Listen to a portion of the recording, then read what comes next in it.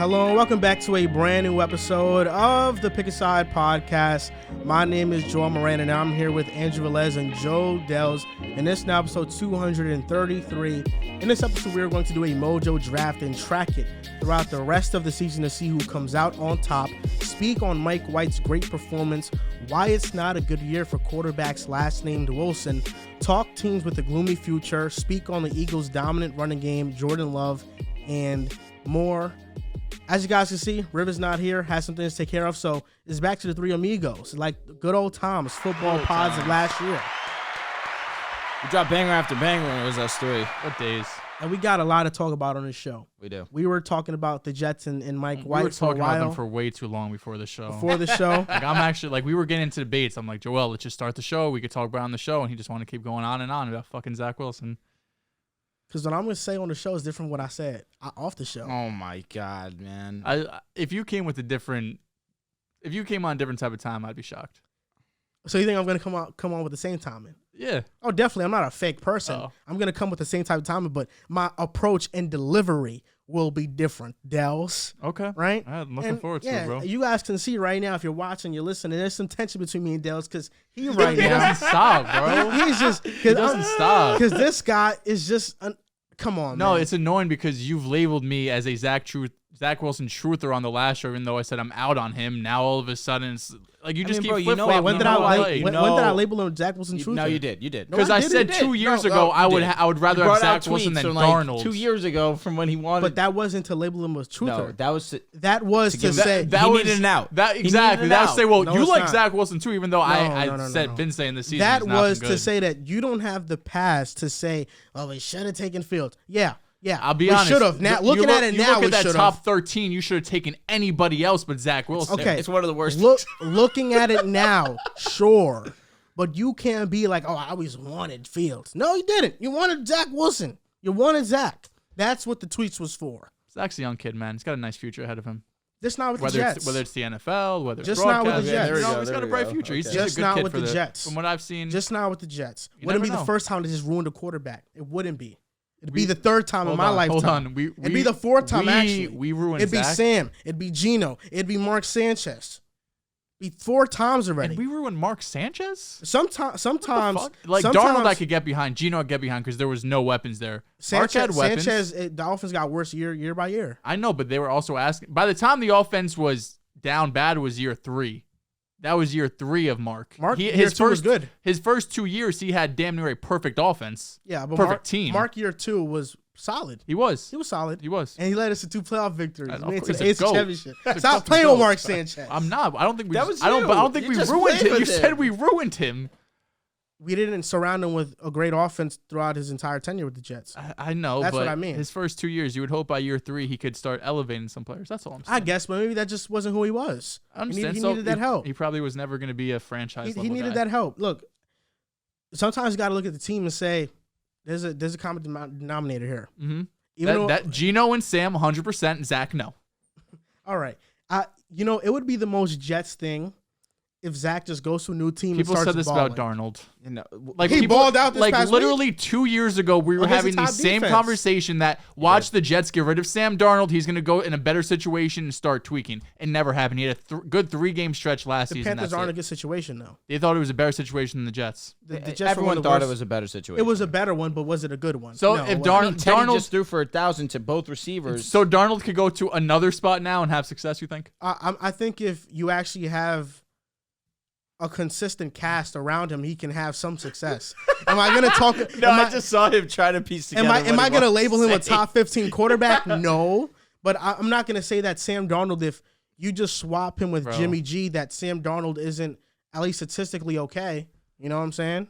If you put an NFL quarterback in the perfect situation, most of them are going to be statistically okay. Like the Panthers but were he's not a good gonna be, situation. he's not going to be better than what Jimmy G's doing right now. No, he's not. No, definitely not. So fuck Definitely you not. talking about? But we did not view Jacoby Brissett in this light that we view him now That's true. with Kevin Stefanski. Yeah. Is there a possibility that Stefanski or a coach like that can get the most out of a guy like Sam Darnold? I don't think Got the most out of Baker. that's crazy. Exactly. Brissett. I don't think that's crazy. And Sam Darnold right now looks better than Baker. And He Zach. does. I guess after one game. Sure. You're the one who just said, and Sam Darnold went off this week. Come on, bro. All I'm saying is that Sam with the Panthers, CMC was healthy, 3-0. He goes out. The whole offense plummets. It was obvious that the entire offense revolved around CMC, so when he went out, they struggled. But Sam did play good in those 3 games. I'm just saying, quarterbacks need a great situation, especially when they're developing, especially. I would argue that Zach is in a good situation. No, that's just me. No, you don't have to argue. Oh, it's not? No, it's okay. It's pretty concrete. It should be facts. Cool. I think he's in a good situation, too. I don't think he's in a worse situation in the league. He's in a really good situation. He's in a pretty and that's why you need coaches to hold emotions in check and not let the New York media influence your decisions. Because we could have had him against the Bears, and he could have did just fine. He wouldn't have been Mike White, but I feel like we have literally ruined any chance of Zach Wilson. We have ruined any chance of Zach Wilson ever starting for the Jets again. Why? Because of how Mike White played, number one. Amazingly, that is. Number two, the locker room's reaction, the receivers' reactions. That's why. It's hard to deal with. It's come on. Let's just look at the human aspect of it. And we were supposed to do the Mojo draft first segment. Let's talk about the Jets for a second. Let's talk about the Jets for a second because let's talk about it from a human perspective, right?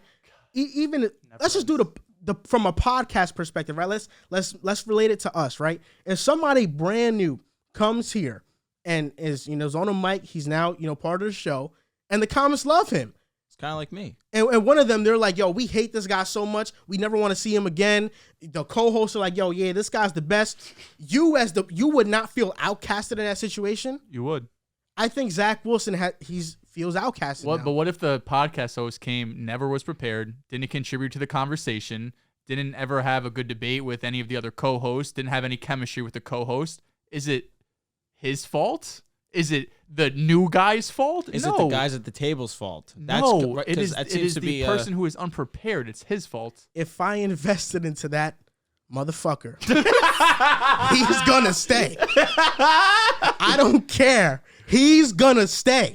If I gave him a big time contract, why haven't the Broncos bench Russ? Because he's the guy. He's the guy. They're financially more obligated and obliged to. And who we started? Russell Wilson. I know, but Russell Wilson has a track record of being fucking 10 a years, top 5 10 years quarterback, plus. bro. Okay, but I'm saying with Zach Wilson, benching him, I will say, because I don't want to act like I'm being a Zach Wilson defender, because I think Zach Wilson was wrong, right? I think if Zach Wilson, he could have had that bad of a game. If he came out and owned it and said, I played like shit, the defense, we let them down, I had to be better. He starts against the Bears. There's no doubt. Definitely. I think he has a good game against the Bears. So I give Zach Wilson blame. There is no doubt. But after Robert Saleh said after that moment, Zach Wilson apologized to the team. Heartfelt message. Maybe it happened, maybe it didn't. Who cares? That's what they said happened. They said he did. I would have been like, okay, you know what, Zach? You get one more game. Like, if you play bad against the Bears, it's over. It's over. But at least give him the chance, because Mike White came in and he just took this motherfucker's job. Like, it's as simple as that. There's no going back to Zach Wilson after this. There's not. I don't know how there's a scenario. I don't care what Robert Saleh said. He said that once Zach gets rolling, he's going to roll. I don't give a fuck about what he said. He's capping. He's capping. That's not going to happen. Mike White, you want to see the schedule of pass defense he's going to face to end the year? 32nd, 20th, 28th, 24th, 21st, 22nd. There's a reason when Zach Wilson was struggling, when he came back, I said, just wait till the second half of the season. This is where he's going to take off. His takeoff moment is not going to happen because Mike White's going to take advantage of this opportunity. And to me, they just closed the door on Zach ever being or starting for the Jets again. I don't think he's going to start for the Jets again. I don't. God. I don't. I think he's going to get traded in the offseason to another team. Okay. And, maybe Zach Wilson all in all is going to be a bust, right? Maybe he's just never good. He's going to be a bust. He's never going to pan out as a quarterback. And the Jets were right to move forward with Mike White. I don't believe Mike White's a long-term answer. I do believe regardless of how the situation plays out in the offseason, we will get a proven veteran quarterback. But I at least want to see Zach have the chance. Like, And I don't feel like against the Bears, he had no chance. Joel, What do you mean it have a Joel, hold on, Joel. Come on, bro. Joel, you need to quit it, bro. You need to quit it. Before I even go in, last week I said I would have started Zach Wilson the first half against the Bears. You were right. I would have done it. I think, like you said, you You're do a easier pass defense, hope Zach gets some confidence, whatever. The way Mike White played, there's two ways to view it. You can have this old school Jets view like Joel has that it's the Jets. Of course things go this way. Of course it's always bad news with the Jets and our franchise quarterback is a bust. And now we have this 5th, 6th round pick come in and he looks good and he's going to take his... You have that cynical view of the Jets. But if you want to have a newer view of the Jets, a new era type of view, and you look at this team as a whole, what have we been, or really just me, because we've had some very different vision of this Jets team. You have a much more long-term vision of you got to start Zach. He could be a franchise guy. It doesn't matter if you win or lose. Zach's got to develop, and he's got to go through growing pains. Well, I see this team for the first time in 7 years and second time in a decade have a chance to make the playoffs, have a top 5 defense, have guys that could win offensive rookie of the year, defensive rookie of the year, head coach of the year. This is the first time the Jets have ever had this. Our franchise quarterback is playing terrible. Mike White comes in, and this is the second time now that he has played at a high level. He put up 300 yards on 75% completion and 3 touchdowns. He got Elijah Moore going for the first time all season. Him and Garrett Wilson were rolling. Tyler Conklin got involved. What is there to say about Mike White that you can bench him? And it irritates me. You can't Joel, bench him. hold on. It irritates me because I know you watch ball, especially the Jets. I know you've watched every Zach Wilson throw probably 10 times. The way Zach Wilson has been playing this year, the pass defense does not matter. His feet work is atrocious. He cannot read the field. He bails out of the pocket. He makes too many hero ball plays. Zach Wilson's issue has not been that he's playing hard defenses. Zach Wilson's issue is Zach Wilson. His mechanics are off. He cannot... Mike White reads the field at an infinitely better level than Zach Wilson has. It sounds rude, but it's true. And the team and the player that gives the Jets a better chance to go to the playoffs and win a playoff game right now is Mike White. If Mike White struggles next week against the Vikings or the following week at Buffalo, you could pull him because he's a 5th round guy that the Jets got. I think he was drafted by the Cowboys or whatever. You could put Zach back in and hope he rebounds. We were talking before the show. We saw this happen with Mac Jones and Bailey Zappi, where Bailey Zappi starts. He got some momentum in that Packers game. They started him against New England, and then he got pulled because he sucked that first or second drive. Mac Jones came in, and he has not given that starting job up. Look what Mike White did. He took the starting job from Zach Wilson. If Zach Wilson wants to ever be a franchise quarterback, he has to have that mindset and the confidence knowing Mike White eventually is going to screw up, whether it's, actual poor play, he gets hurt, he's out for a few plays, a drive. I have an opportunity now to step in. Zach Wilson's job right now is to be more prepared than he has ever been at any stage of his career to come and take his job back. Because the way Mike White has played last week, the way he played last year in a couple of games, really just one, and the way this locker room is behind him, it is going to be very hard for Robert Saleh to come out and name Zach Wilson the starter without something catastrophic happening to Mike White. I feel like a guy in a dark room with glow-in-the-dark shoes on because I'm the only one enlightened here. I do watch football, which is why, look, the footwork issues have been bad for Zach Wilson. There's no doubt. But let's not act like facing tough defenses hasn't been an issue.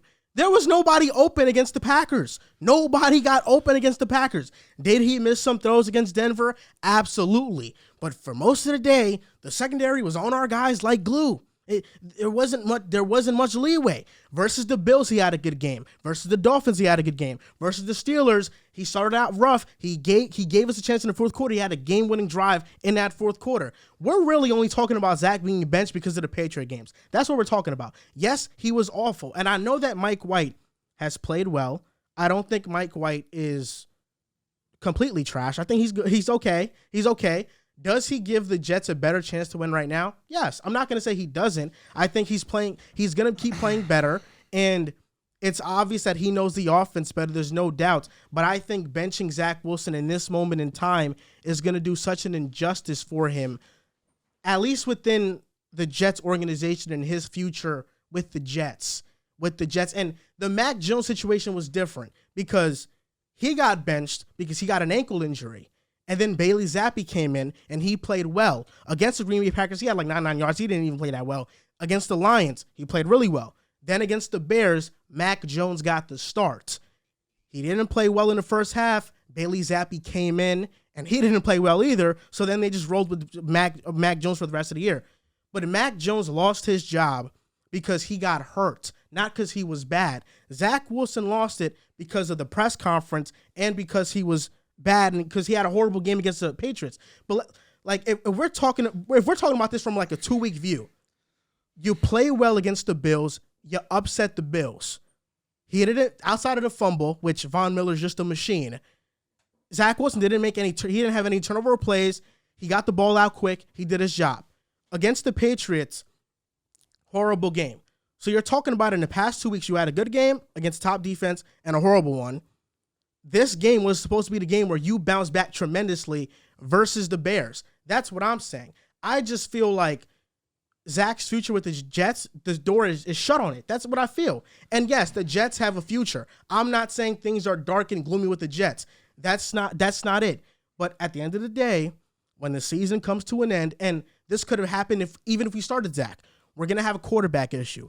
And Drew, you being a Broncos fan, know just how it feels when you have a great roster, but you don't have the quarterback.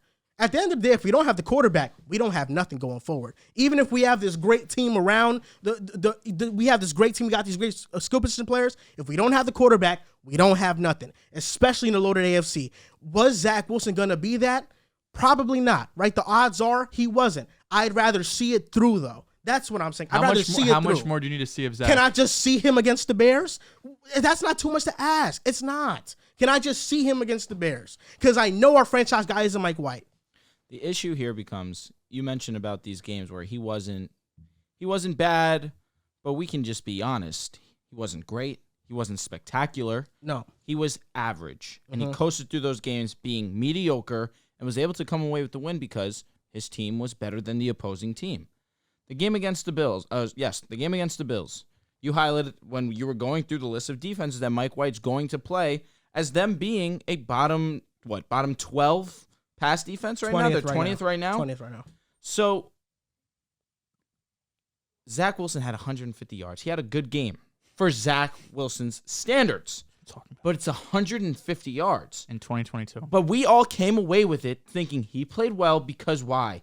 He did his job, which was to be average. The issue here becomes, 1, you had a horrible interview. You had a horrible press conference. 2, Mike White just came in and had an eons better performance than you've had, period, all year long. How as a Zach Wilson supporter, when the best he's given you this season is average, how can you feel so strongly that he didn't give this away as opposed to the Jets kind of took it away from him? Zach Wilson gave it away with the press conference. There's no doubt. And his play, his performance, yes. Yeah, if he had been way better, yes, he doesn't lose his job. There's no doubt about it. No, you get a smack on the wrist. You get the coach saying, that's unacceptable. He will be better. He would have to play way better too. But I will. No, if he was playing, I want to emphasize the point of the press conference because I don't believe he got benched because of his performance. He ultimately got benched because of his answer to the media. That's why he got benched. On top of also being bad. My whole thing is not that Zach Wilson wasn't bad. I know he was bad.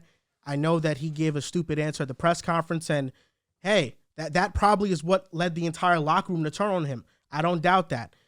But when you have a young quarterback, you kind of have to see things through. Joel. You kind of do. Joel, last week, did we not have a segment and you said, these are my top 5 wishes for the Jets quarterback next year? Lamar Jackson, Derek Carr, and so on and so on. You already gave up on him. Because I think, yeah. So what conversation are we having if we know Zach Wilson's not the guy? But add context to that, we had that segment on the show when we knew Zach was not going to start. Okay, Zach's still not going to start. Up in the air at that point. At that point, we had Jordan Schultz on. I invested into Zach that day because Robert Saleh came and said he wasn't committing to a quarterback.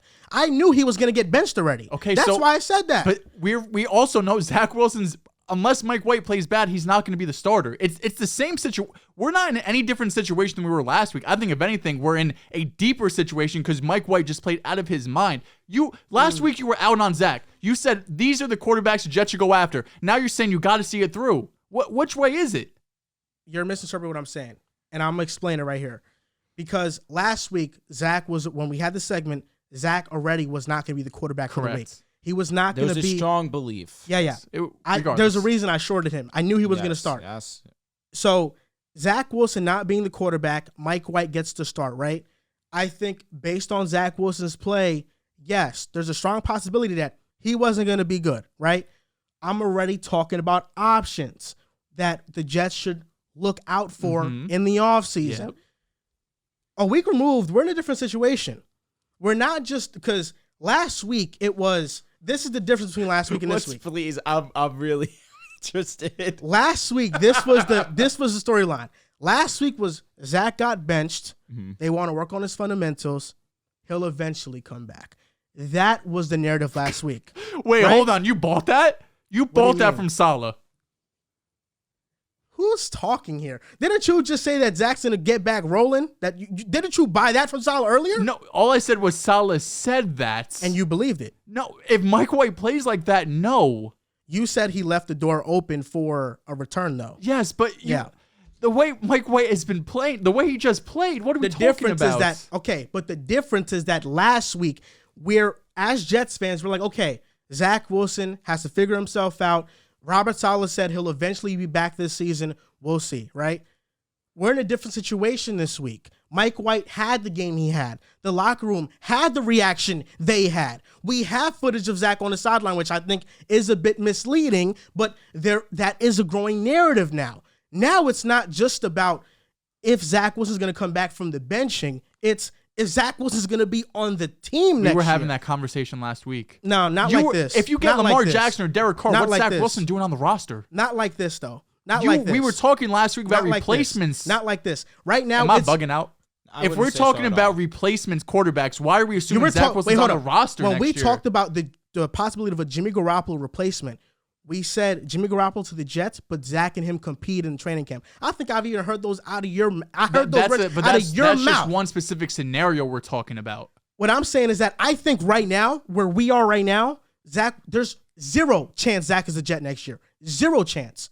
Last week, there was still a chance for him to come back from it. What was the chance? Easy. Saying zero. Because the only way is because you were assuming Mike White would be bad. Saying 0% is assuming that Mike White, who, listen, he's played well. This is 2 out of 5 games that he has played. He played exceptional this past week, no doubt. It's Mike White. Let's pump the brakes to give it 0%. Yes, let's be honest. Let's be honest. If Zach Wilson isn't a Jet next year, that means Mike White probably took us to the playoffs. That's a fact. If Zach Wilson is a Jet, that means he got his job back at some point and impressed. If Zach Wilson isn't a Jet next year, that's probably good news for the Jets because either Mike White played really well and got us to the playoffs, or we went and got a Derek Carr, Jimmy G, whoever, and they said, you know what, we can't have Zach Wilson who lost the locker room already, whatever it might be. If Zach Wilson's not a Jet, if Zach Wilson's not a Jet next year, that means good things for the Jets this year. I just think the door's completely shut on Zach Wilson with the Jets. I do. I think it's completely shut now. Whether that's because he's been bad, look, there's a bunch of reasons for that. There's a plethora of reasons for that. My main point is that I think Zach Wilson's tenure with the Jets is over. Okay. It's not just the performance aspect of it. It's the human aspect. I agree. It's the optics of what's happening right now around the Jets. I don't remember a time where a quarterback has been treated like this, where a guy who a team's invested the second overall pick into, that's wanted them to be a franchise guy and wants them to improve and develop, has been treated like this. And in those times, he's losing me. I'm baffled. I'm baffled. I don't know. We saw it last year. It didn't happen to Tua last year, and we shunned that. Who's we? You agreed. You didn't even think it would be a starting quarterback this year. When Brian Flores benched Tua, I literally said that's not a way to handle a quarterback. That's not a way to handle a quarterback. You're losing me, Joel. Regardless, we've seen it happen. Not to this extent. No, Brian Flores' situation was worse. Way worse. The coaches hated him. The coaching staff loves Zach Wilson. Joe Douglas loves Zach Wilson. They did everything to coddle him. They had his quarterback coaches talking about from nothing to do with Tua. If you're talking about the coaching staff of it, yes, right? They didn't. Brian Flores did not like Tua. Tua took a lot of emotional abuse from Brian Flores. I'm aware of that. I said when it happened, this is not the way to handle a quarterback at all. The difference with these situations, though, is that Tua got benched and Jacoby came in. Was whatever, right? He was whatever. Let's also talk about rookie year where Tua comes in, he's supposed to make, and then Fitzpatrick comes in and he benches him. So Brian Flores already has shown that he can't handle, he can't handle a quarterback. But the Jets is different, right? Because the quarterback gets benched, and now the guy who replaced him plays to this level, and now the locker room is totally shifting in his favor, and kind of all along right now, it just feels like maybe the locker room didn't all the way vibe with Zach Wilson. That's the difference.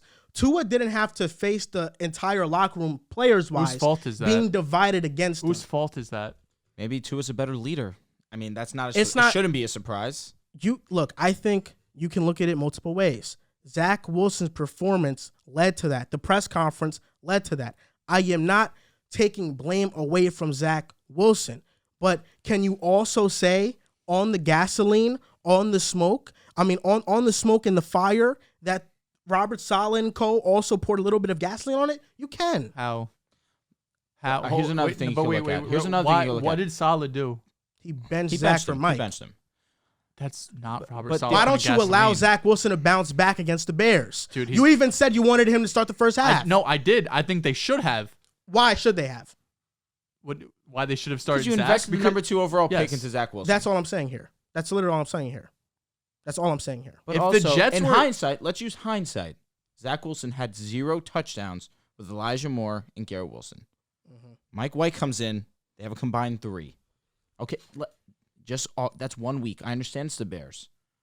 But you can also sit here and understand that there was moments where Zach Wilson had opportunity. You can't. And this the fact is that on Zach, bro. Mike White's first opportunity he seizes it and puts together one of the best performances we've seen. The Elijah Moore one, I'll give you 100%. Correct. Garrett Wilson had 5 receptions for 95 yards against the Bears. Against the Bills, he had 8 receptions, 92 yards with Zach. Against the Patriots, he had 6 receptions, 115 yards. Which one? Which game? We're talking about the game that he threw for 355 and a who cares game? Yeah. No. But most of Garrett Wilson's yards did not come in who cares moments, though. It did not. It came. Most of it came when the game was in reach. The who cares yards went to Denzel Mims later in the game in that first Patriots matchup. Fair enough. Garrett Wilson got this in the heat of battle when the game was close and Zach hadn't totally crumbled in the game. So it's not like Garrett Wilson has been trashed with Zach. He's been inconsistent. He has been trash. I have a hard time just wrapping my head just giving Zach all of these excuses, saying he gets none with me. It's one thing, how you can expect when the locker room loses hope, and Zach Wilson up to this point, there's a reason he's on the bench. It's not because of some fluke thing where he had an ankle turned and Mike White comes in. He has been underwhelming the entire season. Let's be honest. We're pointing out one Bills game where he was fine, 150 yards. Yeah, and we're pointing out the Steelers game, which he went down and had the game-winning drives. The last 2 drives, he won us the game. Great job. That was his first week back. That was in October. We're 2 months removed from that. There's a reason why Zach Wilson's on the bench.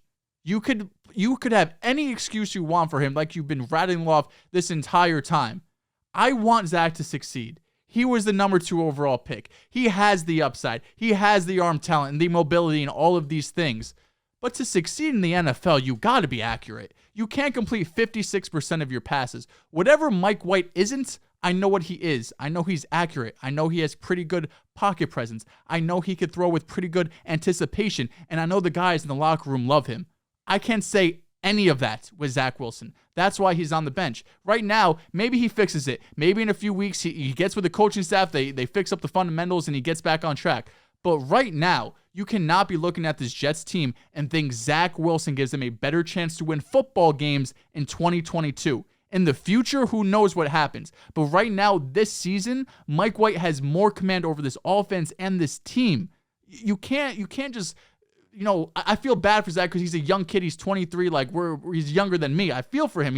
All of his failures are on national television and broadcasting. He's constantly being talked with. So I could feel for him there in terms of being a human being. But when you have to look at it objectively and what's best for the Jets, it's Mike White right now. Even though it's not ideal, I know it's not ideal.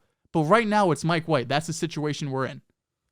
I feel like most of this has been my point, your point, my point, my point, instead of having a constant conversation about Zach's future with the Jets. Okay, let's have a conversation about his future. Everything you said, I don't disagree with. Okay, let's have a conversation. I know Mike White is better than Zach. I know Mike White has better command of the offense. Really? Mike White's better than Zach. I've said that. Okay. I've already said that like five times. Okay, I just want to make it know clear. that Mike White is better.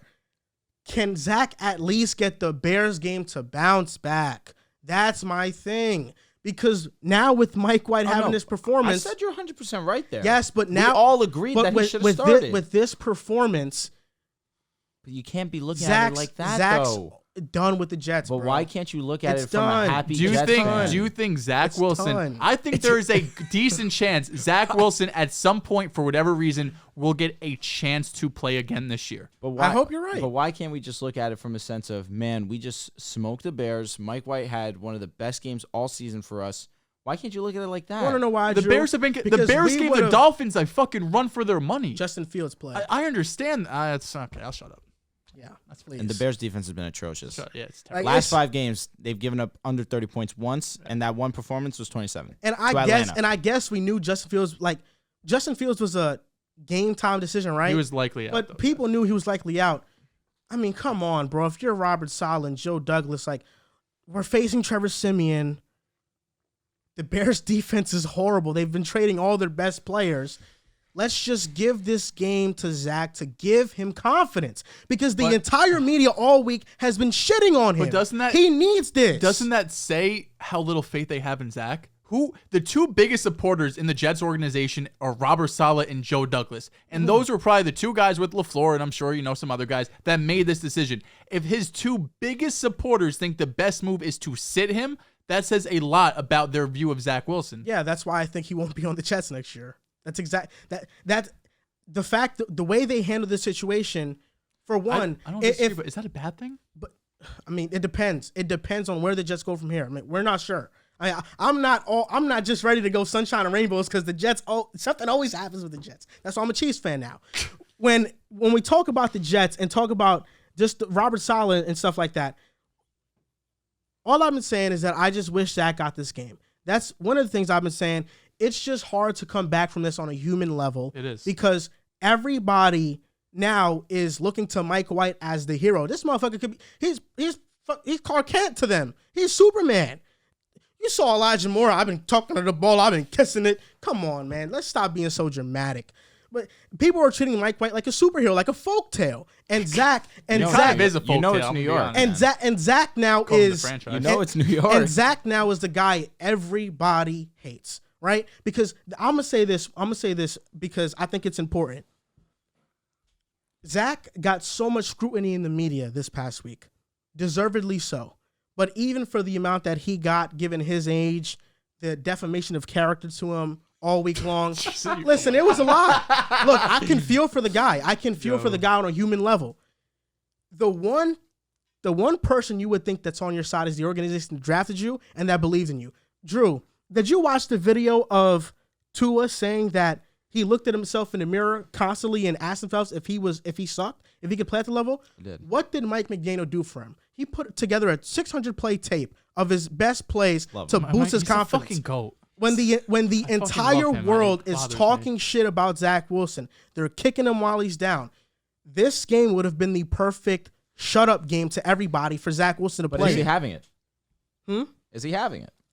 Against the Bears? Is he playing like Mike White? Nope. No, but he'll play well. He'll play well enough for everybody to get off his case a little bit. That's what I do believe. I'm 100% sure on that. Like you're Joel. Hold on, two things. Drew. If he beat the Bills, why the hell do I not think he'll beat the Bears? Are we serious? He'll beat the Bears. That's fine. But Mike White was impressive in the beating of the Bears. I think Zach Wilson would have been impressive too. Not as impressive, but he would have been impressive. But two things really quick.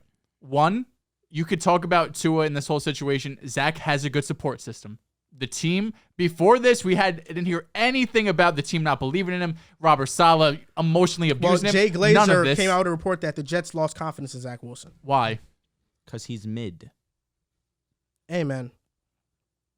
I'm And not inside that locker also, room. it's bad leadership. The one thing that Tua had constant was that he never was down on himself openly in front of the team.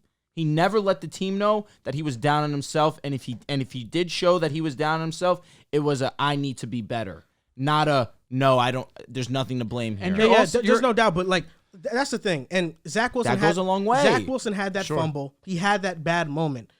There's nobody that watches more Zach Wilson than me.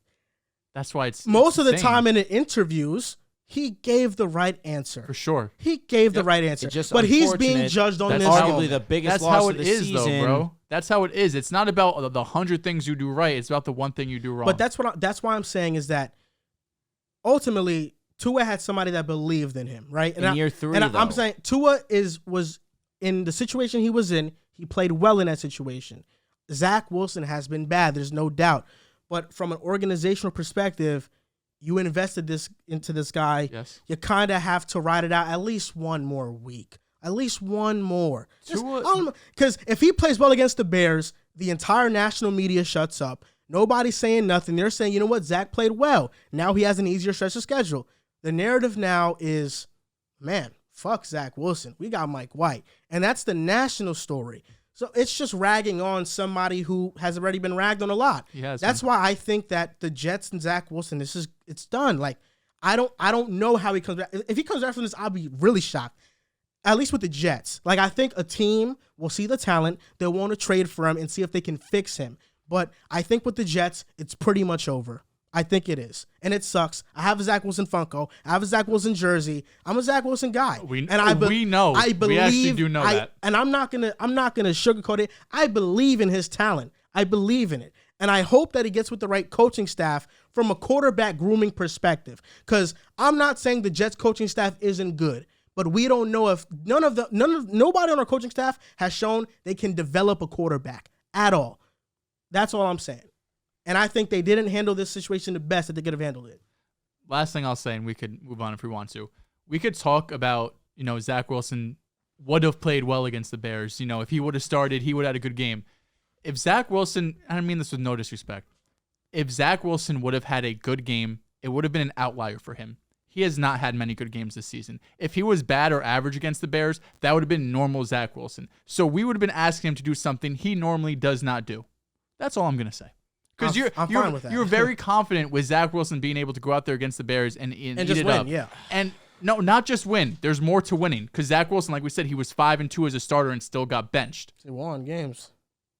But not because of Zach. They won in spite Steelers of game was Zach. because of Zach. One game. The other fucking 6, Mike White would have won 2. Josh Johnson probably would have won. Teddy Bridgewater would have won. Teddy Bridgewater's not bad. He's not bad. Davis Mills would have won.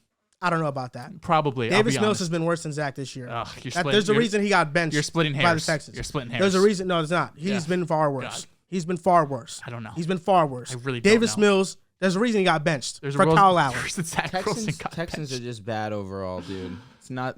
And you can talk about Tua played better in a terrible situation than Zach has ever played in a good situation. I'm not comparing Tua and Zach. I'm comparing the belief aspect of it. That's what I'm saying. There was no belief in Tua last season, and he still played average. No, the belief aspect of Mike McDaniel belief. No, this year it's a different energy now. We're not Zach. talking about this year.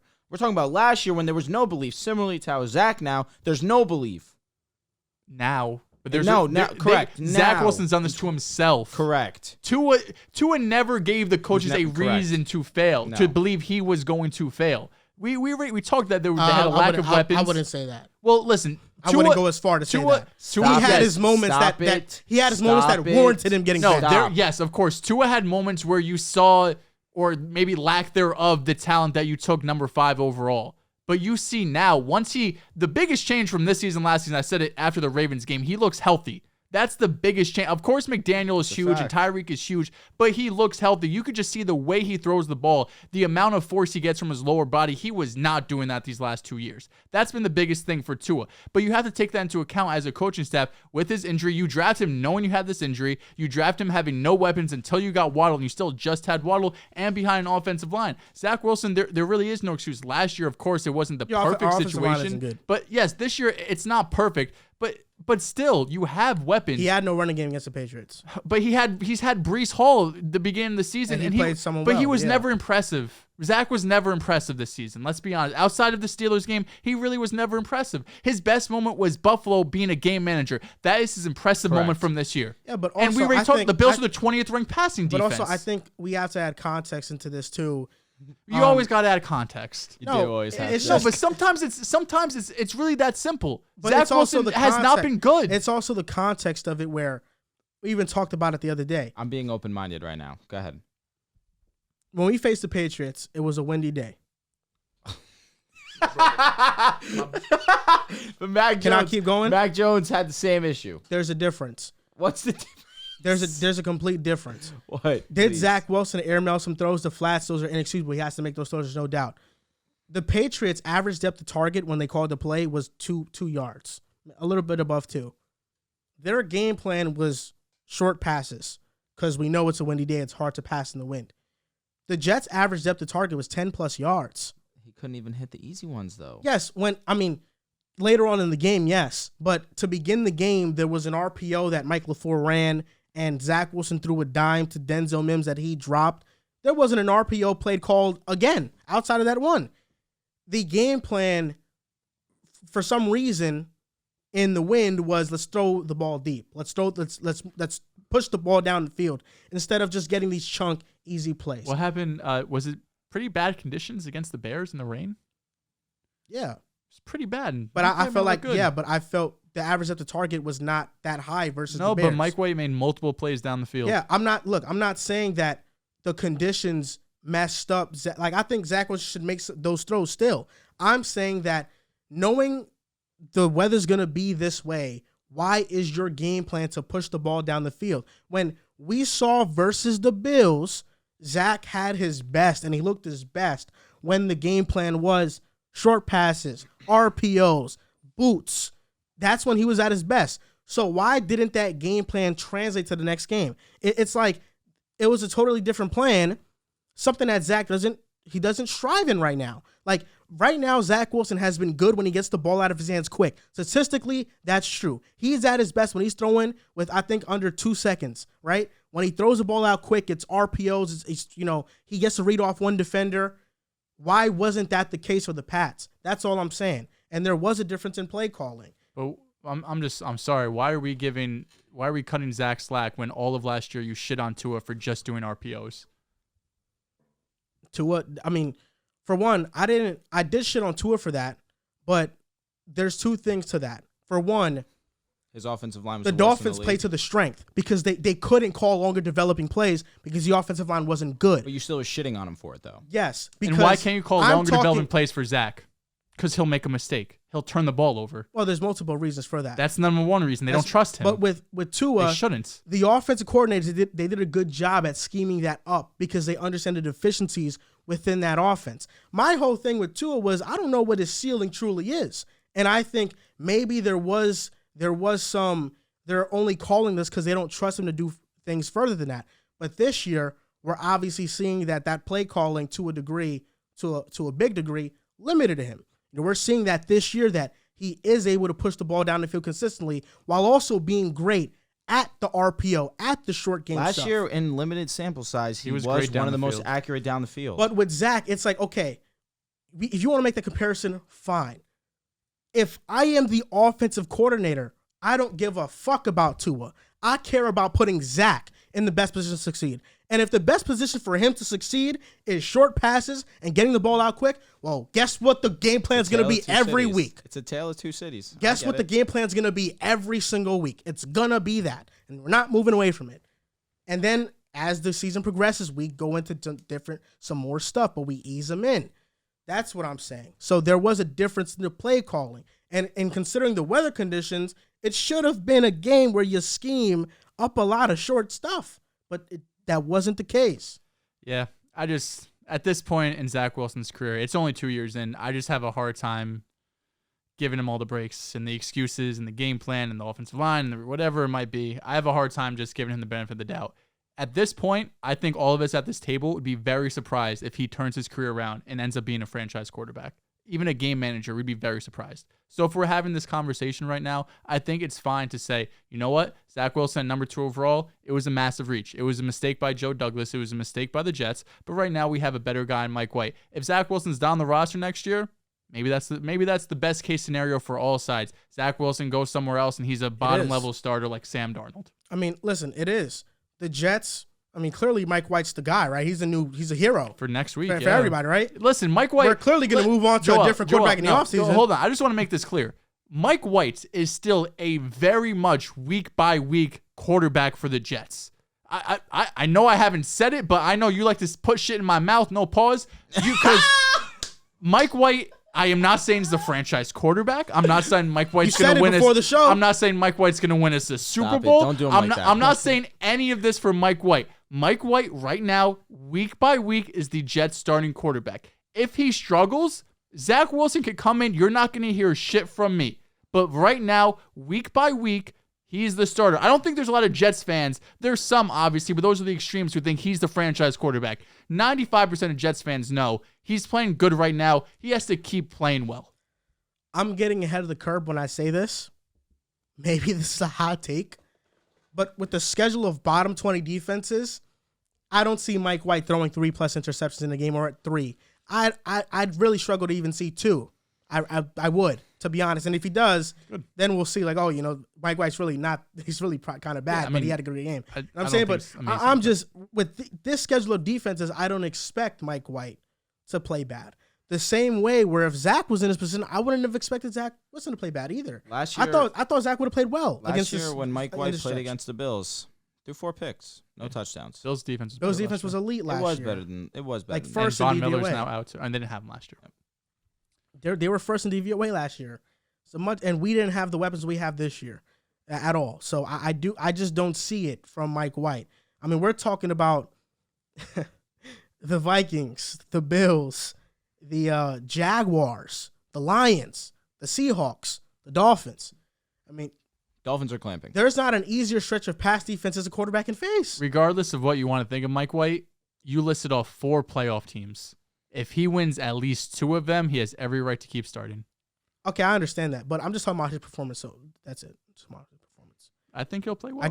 I against this stretch of defenses, I just don't see. It's been rather mind-boggling that with the weapons we have and Zach Wilson's just raw talent, he hasn't played better. Like Mike White, whatever you want to say, he was impressive. He had zip on the ball. Like he was good with anticipation. Like it wasn't just these little checkdowns here and there, and the receivers went crazy. No, Mike White made impressive throws constantly throughout the day. Mike White made high-level throws. I think he played amazing.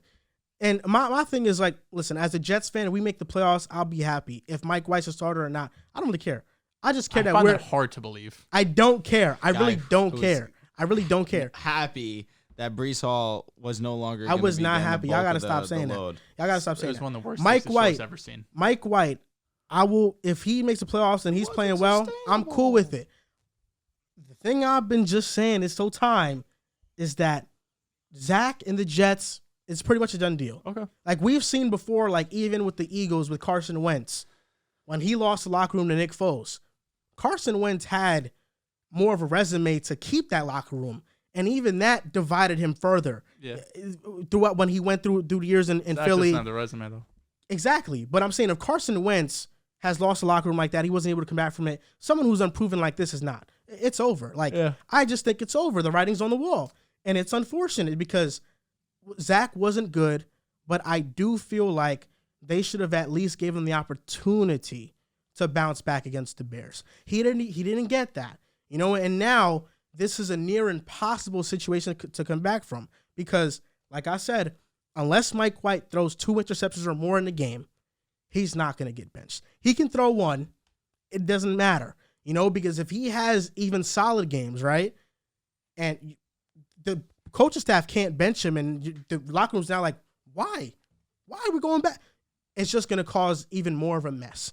That's why I just feel like the timing of it, if Zach played mediocre against the Bears and was air-mailing passes again and the interceptions were there, by all means, yeah, this defense is horrible. He got to get benched now. But come on, you gave Mike White the layup game. I don't know how many layup games Zach has had this year since he's came back. There's not a layup game that he's had. But they gave Mike White the ultimate layup game. Like, I'm talking about my teammate got the steal and I'm already on the outlet to the basket layup game. He gave him a layup game. Zach Wilson was shooting step back threes. You know what I'm saying? Come on, man. You got to do right by your franchise guy. Because even though I'll keep going. Because this is the thing. God, even though Zach Wilson has been bad, terrible in the press conference, when Robert Saleh talks about Zach, it still is, oh, no, we got a plan for him. We got this. Yes. We got that. So there's my two things. On top of your 48 other things. If Robert Saleh and Joe Douglas really made this decision for the betterment of Zach, they're stupid because this is not for the betterment of Zach. If they made this decision because they're done with Zach, all right, I give them all the credit. They made their decision. They're sleeping in their bed. But something tells me they kind of made this decision thinking that we could still save Zach, and they're making it worse. I think they're making it for the betterment of the team. I think that's the number one. I mean, we saw them. James Robinson, I don't know how many games he's going to play for the Jets because, honestly. Healthy scratch. Yeah, Zonovan Knight is better than him right now. He's got more explosiveness. Like we saw, Brees went down. They went and traded for James Robinson right away. A small move, but it shows you the front office sees this team as this is a win-now team, this team that go to the playoffs now. I think that's the same thing with Mike White. It's not about, saving Zach or I'm not sure, whatever the second thing you said, his development. It's just about winning games. Right now, Mike White gives you a better chance of winning games. Yeah, I mean, I guess. Yeah. It's not incredibly a high bar to clear, but he does. We took a little bit of a break from the show. We had to temper our emotions a little bit. Things got heated between me and Joe. Now, listen, I'm going to try to keep my emotions in check for the rest of the episode. But the disrespect coming from you, mister, I don't appreciate it.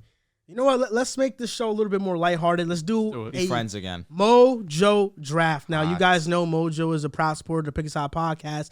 That is where you can invest into players like stocks. And they gave us this beautiful idea, right? We're each going to draft a player. It's going to be quarterback, running back, wide receiver, tight end, and a flex. So we're drafting 5 players in total, and it's going to be a competition, right? Whoever at the end of the season comes away with more money, more return on the investment is going to be the winner. The loser out of one of us 3, you guys get to decide what we do. So if you come in last place in this competition, we'll see if we can find a way to get Riven here. Then you guys decide what the loser has to do in that situation. You guys also decide what the winner should get if they do indeed win. And we're going to make out a vote for this, right? So you guys are going to vote on who do you think is going to win this competition. And if you guys are correct in betting on me, then you'll get something. You'll get a prize. You guys ready to start this Mojo draft? Do it. I'll save this comment for when we draft because this guy's amazing. Are we rock, paper, scissors for first pick? I was thinking we could do like the spin wheel thing that you've done for like the giveaway winners. Okay, we can do that too. We can do that. You want to do that? Yeah. Or just rock, paper, scissors? That's fine. Do you want me to pull it up? Yeah. It shouldn't take too long. So, you know what? While you're doing that, I might as well share what I was looking at. At $7.40, Tua stock costs $39.91. At 8 flat, his price went up to $4.27. $40.27, excuse me.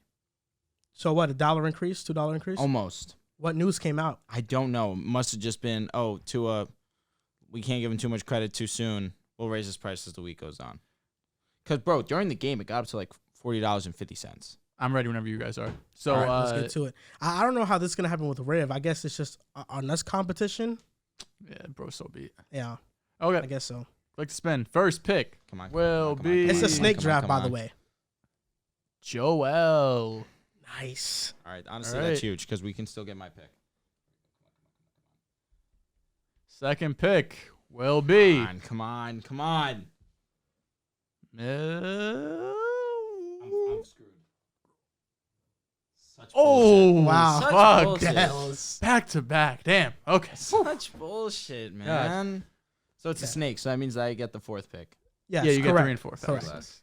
All That's right. not a bad spot to be in. No, but Why? Because you want to get Tua? he's gonna snake me. Maybe. It's gonna be fun. I already have the options I have. I got my big board ready already. You know what I'm doing. I got my thing ready. All right. I want to let you guys know I'm gonna hit the draft sound. Make your pick after the sound goes off. All right. Yeah, for editing TikTok purposes. All right. In the first pick of the Mojo Snake draft, Team Joel is selecting Mike White. I'm going with Mike White. The reason I'm going with Mike White is because the money is in backup quarterbacks on Mojo. He's up 100% in the past month alone.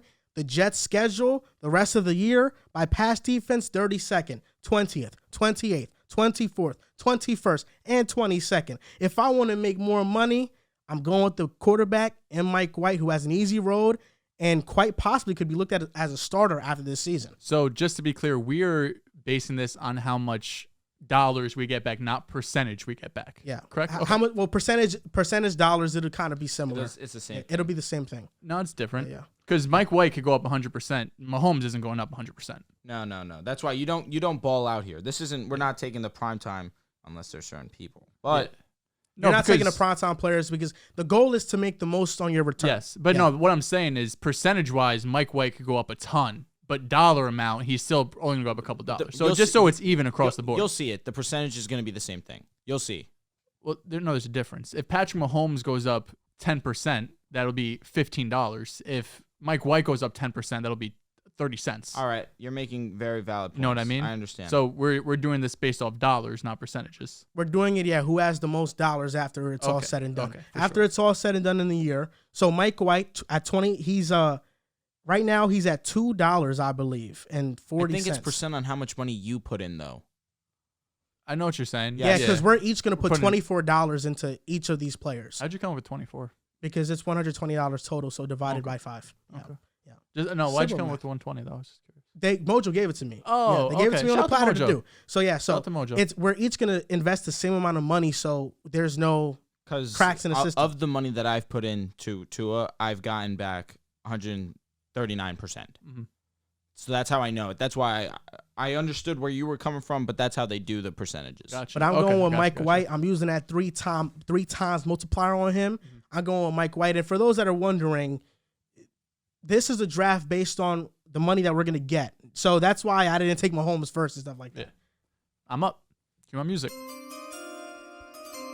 With the second pick in the Mojo drafts, you know I'm a phenomenal friend, Drew. I'm going to ride with my guy, Jalen Hurts. I love you. Outside of Tua, I think Hurts might be the player who has moved the most this entire season. I'm up multiple hundreds of dollars on him for investing in Mojo. I know he's had a couple down weeks in terms of passing yardage, but he just had the second most rushing yards, I want to say, of all time from a quarterback. They're going to continue winning games, get that 1 seed. His price is only going to keep going up. All right. You know what's up. In the third pick of the Mojo Pick-A-Side draft, Andrew will be selecting none other, Tua Tagovailoa. The amount of return I've seen on Tua this season could make a grown man cry. And I have. 139% increase on what I've put into Tua Tagovailoa. It's a no-brainer. And you know it's even more of a no-brainer. You can hit my music again, please, because I know my selection. At the wide receiver position, Drew will be selecting with the 4th overall pick, Christian Watson, Green Bay Packers, at a price of $7.92. Now, this is great because when he first came in, he was $9. And Christian kind of struggled out the gates, dropped some touchdown passes, really hadn't gotten going until recently. We're now in 3 games, suddenly he has 6 touchdowns. I only expect Christian to keep going. And it's funny, too. I feel like I have to give the shout out to Charles because in our fantasy league, he put $53 of fab money onto Christian Watson. And at the time, I said, bro, You're a nut. what the hell is wrong with you? This guy might have gotten the league winner. Christian Watson has been all world, and I do expect him only to continue to keep this pace up. It's a great pick. I thought you were cheating. I'm going to look mine. With With the 5th That's pick. why I was like, what's going on over here? With the 5th pick in the Mojo draft, I will be selecting wide receiver Jameson Williams from Detroit. I was worried you were going to take him. That's a great He's pick. expected to play, I believe, week 13. The second he goes on the field, his price is going to go up on Mojo. And if he gets one of those 40, 50-yard bombs, we know he has that game-breaking speed. His price could double over this next month. Give me Jameson Williams, rookie wide receiver for Detroit. I'm glad I took Jameson because that's a perfect opportunity for me to take my guy. And we seen the first game with this quarterback playing with him, he went off. I'm going with Jets wide receiver Garrett Wilson. I think that with Mike White, he continues to play better and feast on these poor defenses. His price will only go up. I got Garrett Wilson as my second pick. And let's waste no time. With the third pick in the Mojo draft, he's feeling my himself. third round pick, I'm selecting. This is a tough one because I have two quarterbacks I want as my flexes, and I'm deciding between these two. The one I'm deciding with is league MVP Patrick Mahomes, who will win it for sure this year. I can pick him, but I'm looking at another guy. I'm looking at a guy in Cleveland that's at $70 that at one time was $100, and I'm looking at him like, man, he's severely undervalued. He is. He could play really well with the Browns. He can. But I'm looking at Mahomes. He has that 15 But you already have a quarterback already, don't you? flex. Yeah, we're starting Flex. Wait. Okay. All right. This So is you a can change of select pace another- I wasn't ready for. You select another quarterback. So we're getting a super flex. Yes. Yeah. All right. So I'm thinking Mahomes or Deshaun Watson. There's a chance Deshaun Watson struggles because he hasn't played in a while. I know Mahomes is going to keep on rolling. And he has that 15x multiplier on him. So with my third round selection, I'm going with Patrick Mahomes. Whatever. That's a good selection. That's an all right selection. And you make my choice easy because I was between a couple of quarterbacks. I don't want to name too many names here, but one of the guys I was looking at was Deshaun Watson, who I will be selecting with the 7th overall pick in the Mojo draft. Jacoby Brissett's been doing his thing. I think we're going to talk about that a little bit later. But Deshaun Watson, last time he was on the field, was at a top 5 level of quarterback. It's not going to take much for him to get back on there. People are going to see his amazing talent, his arm talent, the way he could elevate this offense. His price is going to go up on Mojo. As you said, he was at $100 at one point. Yeah. He's all the way down to 70. He needs to close this season off strong to show that he is. The reason they gave the Browns gave him this money is because he's a franchise guy. He's going to show it the last month of the season. All right. You guys went double quarterback, so it's allowing me the luxury to wait on my next quarterback. So what I'm going to do is I'm going to select who I believe is the most valuable in this draft that we're doing at the running back position. And if you can hit my music again, I'm sorry, you hit it a little preemptively. With the 6th, Just say your fourth round selection or whatever. with my third round pick, I will be selecting Ramondre Stevenson. Ramondre Stevenson, I can't talk highly enough of him. This was my guy coming into the season. This was also with the idea that Damian Harris would also not be as big of a part into the offense.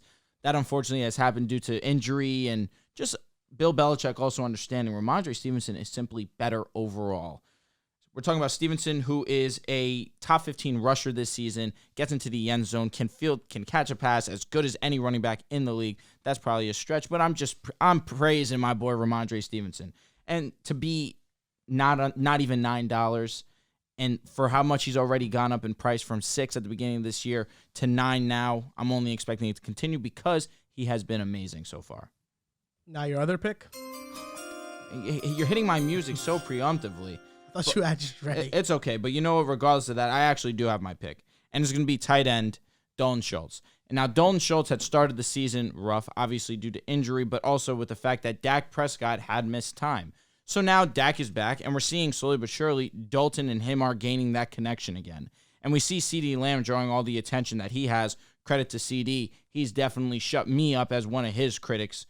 And that's only going to allow more room for Dalton Schultz. And this is also with the idea that Odell Beckham is going to be coming into the mix. So there's going to be a lot of attention drawn to these two guys, and it's going to allow Dalton Schultz to have success that we saw him have last year. Those are some I'm good ready. picks. I'm ready. It's your pick now? I'm ready. Yeah. With the 4th or 5th pick in the Mojo draft, I will be with the 4th pick in the Mojo draft, I will be selecting running back Isaiah Pacheco from the Kansas City Chiefs. Melvin Gordon signing doesn't scare you? Melvin Gordon doesn't move Isaiah me. Pacheco's okay. 3 weeks in a row, 15-plus carries. 3 weeks in a row, 65-plus yards. Last week. Clyde Edwards-Helaire is on IR. He's the workhorse running back for Kansas City, one of the best offenses in the league. However you want to slice it. Pacheco's at $5.70 right now. He's up 14% in the last month. He's going to continue to rise over this past month of the season. Melvin Gordon doesn't move me. He really doesn't. Isaiah Pacheco's a better runner than him right now. Give me Isaiah. It's a good pick. I like your pick, Dehls. I'm not going to say I don't. Took Dalton Schultz. At tight end? Casual. Are you guys going to get a better tight end at that price? Maybe. You're not. What's he been doing the last month? Who, Don Schultz? Yeah. Where's he moved? I could look. Now, I got the last 2 picks in the draft. Well, my last 2 picks I was going to say, draft I know I have one are more. coming up. And this is tough. I need a running back, and I need a tight end. I'll say Dalton Schultz was a bit bold. I will say that. Dalton Schultz was bold. I needed a lock tight end. Now, I was talking to the guys in Mojo because I wanted to get an edge in this draft, and they told me the money is in them backups, is in those rookies. And somebody gave me the name of Daniel Bellinger. Maybe I can invest in him because he's the Giants' #1 option outside of Darius Land, and maybe he does phenomenal. But I'm going to save my tight end pick, and with my 4th pick in the Mojo draft, I'm going with a running back, and that running back is going to be Miles Sanders. Miles Sanders is somebody that he's in the best rushing offense in the NFL. I think the Eagles continue to rush in a dominant fashion on these teams. And I just feel like out of every other running back, he has the safest floor to me. I can see an increase in uptick with him. Kenneth Walker has a tough schedule down the stretch. Brian Robinson, I don't have too much faith in him. Saquon Barkley, the schedule is now getting tougher for him. Josh Jacobs, that would have been a great pick for me. Tony Pollard would have been good. Maybe CMC. Josh Jacobs might not play next week. Yeah, put that 10x multiplier on him. But I feel safe with Miles Sanders, and that's the pick I'm going with. And I'm going with a lot of safe picks here because I want to make my money for sure. And when we're talking about tight ends, there's one gold standard. There's only one guy in the league like this. How much is his price really going to move? With the 10x multiplier, it could a couple. I guess. And when talking about tight ends, I've looked at all the tight ends charts on Mojo, and they move at most maybe like a dollar or two. You're right. Well, Travis Kelce with the 10x multiplier, even if he moves 10 cents, that's $1. So you know what? I'm going with the safe pick, and I'm going with Travis Kelce. So the reason why Dalton Schultz intrigued me as much as he did is because last year when he was clicking with Dak, he got his price all the way up to $10. Right now he's at $8.14. Is it crazy of me to say that he can get back to that 10? No, it's not crazy. Because Dalton Schultz clearly has shown in the past he can be a savage. So throw some respect on my name is all I'm going to say. I got mine. Let me hear it. I'm ready. Come on, music. We'll pick. It's your last one. With my last pick, the 5th round in the Mojo draft, I will be selecting tight end David Njoku from the Cleveland Browns. I know Drew's a big Njoku fan. And Joel. Now I just got Deshaun. I got a little stack. Deshaun hot. and Njoku. You know what I'm saying? That this offense is going to start. That's been clicking. It's going to reach a new level now with Deshaun Watson. Now, I'll tell you what. With a steal here. With my 5th round, my last pick in this Mojo draft.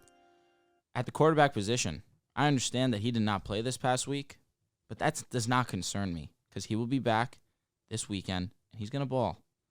Justin Fields, quarterback of the Chicago Bears. Now, Justin Fields is $28, about $29 actually. His price has only continued to go up and up and up. The one thing that put him back a little bit was this injury that sidelined him this past week. But as soon as he gets back onto the field and continues to do Justin Fields type things, being a top 7 rusher in the league, being tied for the highest yards per carry in the league, I have no doubt in my mind that he's going to continue to give me growth and excel the growth that you two with Patrick Mahomes. How much is his price really going to continue to go up? It actually went up like $6. Really? Recently, yeah. Really? Yeah. He's nuts. Fuck him. Travis Kelce, same thing. I don't know how much that's going to move me. Deshaun Watson. It's a good one. That's a good one. Isaiah Pacheco. That's not moving anyone. Don't be a casual. I'm being far from. 4.7 yards per attempt this year. You said he's inefficient. And what about last game? Oh, he's one bad game. I'm just saying. Because they finally got Grow tape up. on him. They finally got tape on, bro. Guess how much Mahomes has moved up in the last year? What's its price now? $142. Oh my god, bro! Did it go up 20 beans? $57. No, Guess how much it went up in the last month? no. In the last year, In the last year, it went up 57. when we first got the app, though, he was over 100. Yeah, well, it has been out for a year. Interesting. So they just behind the scenes just No. What I mean, they get to Mojo is able to track where a player's price would have been at a point. So at one point, Mahomes' price was $33, and it says all time he's went up $115. that's interesting. So guess how much he's went up in the last month? $10. 7. 18. Damn. And he might win MVP, 10x multiplier. Brady's what 180, 190, Yeah, but he's also Brady's 171. 171. And in the last month, he's went up 33 cents. Like, Oh, he has been is playing. Mahomes ever going to catch 170? What's he he can. What's he at right now? He's at 142. I mean, you're saying in this point his career. I guess in his career, he If Mahomes gets I'll to be the honest, in MVP his after career the he's year, gonna crush that. He's so already he's at going to be the 140. most valuable player, more Mojo's valuable than history? Brady. I guess in Mojo's history, yeah, for sure. What was Brady's most ever? I'm interested in that. it's crazy actually. So Brady was at $3 at one point when he was a rookie. He's went up 4,556.17%. Holy shit. But what's the number he was at? $3. No. I'm What do you saying, mean what was the number? highest he was ever at? Oh, the highest he was ever at? Let me see. Yeah, the highest he was ever at was 178. Listen, if think Mahomes it has was gone up 174. 18 the last month, 178.13. That's the highest he ever was. That's my point. Is he going to be the GOAT? so you're saying it's not Well, sustainable. Mahomes can definitely have more individual accolades than Brady for sure. Manning has Brady- that. What do you mean by that? Like Manning has more individual accolades than Tom Brady, And he has but we two. view Brady as the greatest because he wins more. Correct. Yeah, but Mahomes statistically highest passer rating of all time. I mean, he's all those numbers are up like better than Brady, to be honest. Mahomes is the best quarterback ever. Let's just move on. We could recap this draft if we want. Yeah, let's recap it. So, Team Joel, my team is when we're in the Mojo draft. So, Mojo draft, we're gonna list off our teams. My team is Patrick Mahomes, Miles Sanders, Garrett Wilson, Travis Kelce, and Mike White. All right, so Andrew's team in the Mojo draft. I apologize for going out of order. No, honestly, I forgot my player, so go ahead. Come on, man. All right, Andrew's team in the Mojo draft is going to be Tua Tagovailoa at quarterback, Ramondre Stevenson at running back, at receiver Christian Watson, Green Bay, at tight end Dalton Schultz, and my second QB, Justin Fields. And the best team out of all three is, of course, Team's mine. mid. Your team's mid. At quarterback 1, Jalen Hurts. Running back 1, Isaiah Pacheco. Mid. Jamison Williams at receiver. David Njoku at tight end. And Deshaun Watson at QB 2. Now, we all got some pretty fascinating teams. Like I said earlier, the winner of this contest is the one who gets the most return on their money. We're each going to put $120 into this, $24 for each player. So at the end of the regular season, we'll come back to this, see who wins. But in the comment section, you guys decide what the loser should do. So if I lose, should I come up here and praise Tua and wear a Tua jersey? Should Drew... I don't know. Thank Should God. you wear a Patrick Mahomes Oh jersey my on the show? Should you praise my homeboy and Joe Dehls? Should you admit that Zach Wilson is the greatest quarterback that you've seen in your goddamn life? And if you guys pick the right winner, we're gonna make a poll on our YouTube community Come on, post. man. Who's the ball knower If at this you table? guys We all pick the know. right winner, you will get a prize. We are gonna decide on what that prize should Definitely be. not him. Definitely not him. If you guys want to win, Definitely not him. I'm just saying, go with the right I'm the choice. Mojo guy here. That's You all are- I'm going you to are say. You are the big Mojo guy. That's all I'm going to say here. Yeah, small sample size. Super small. Super But it's small. called being tactical, That's being true. precise. Yes, without a doubt. Without a doubt. Getting bang for your buck. Sure. That's me. Andrew Velez. Stamp it.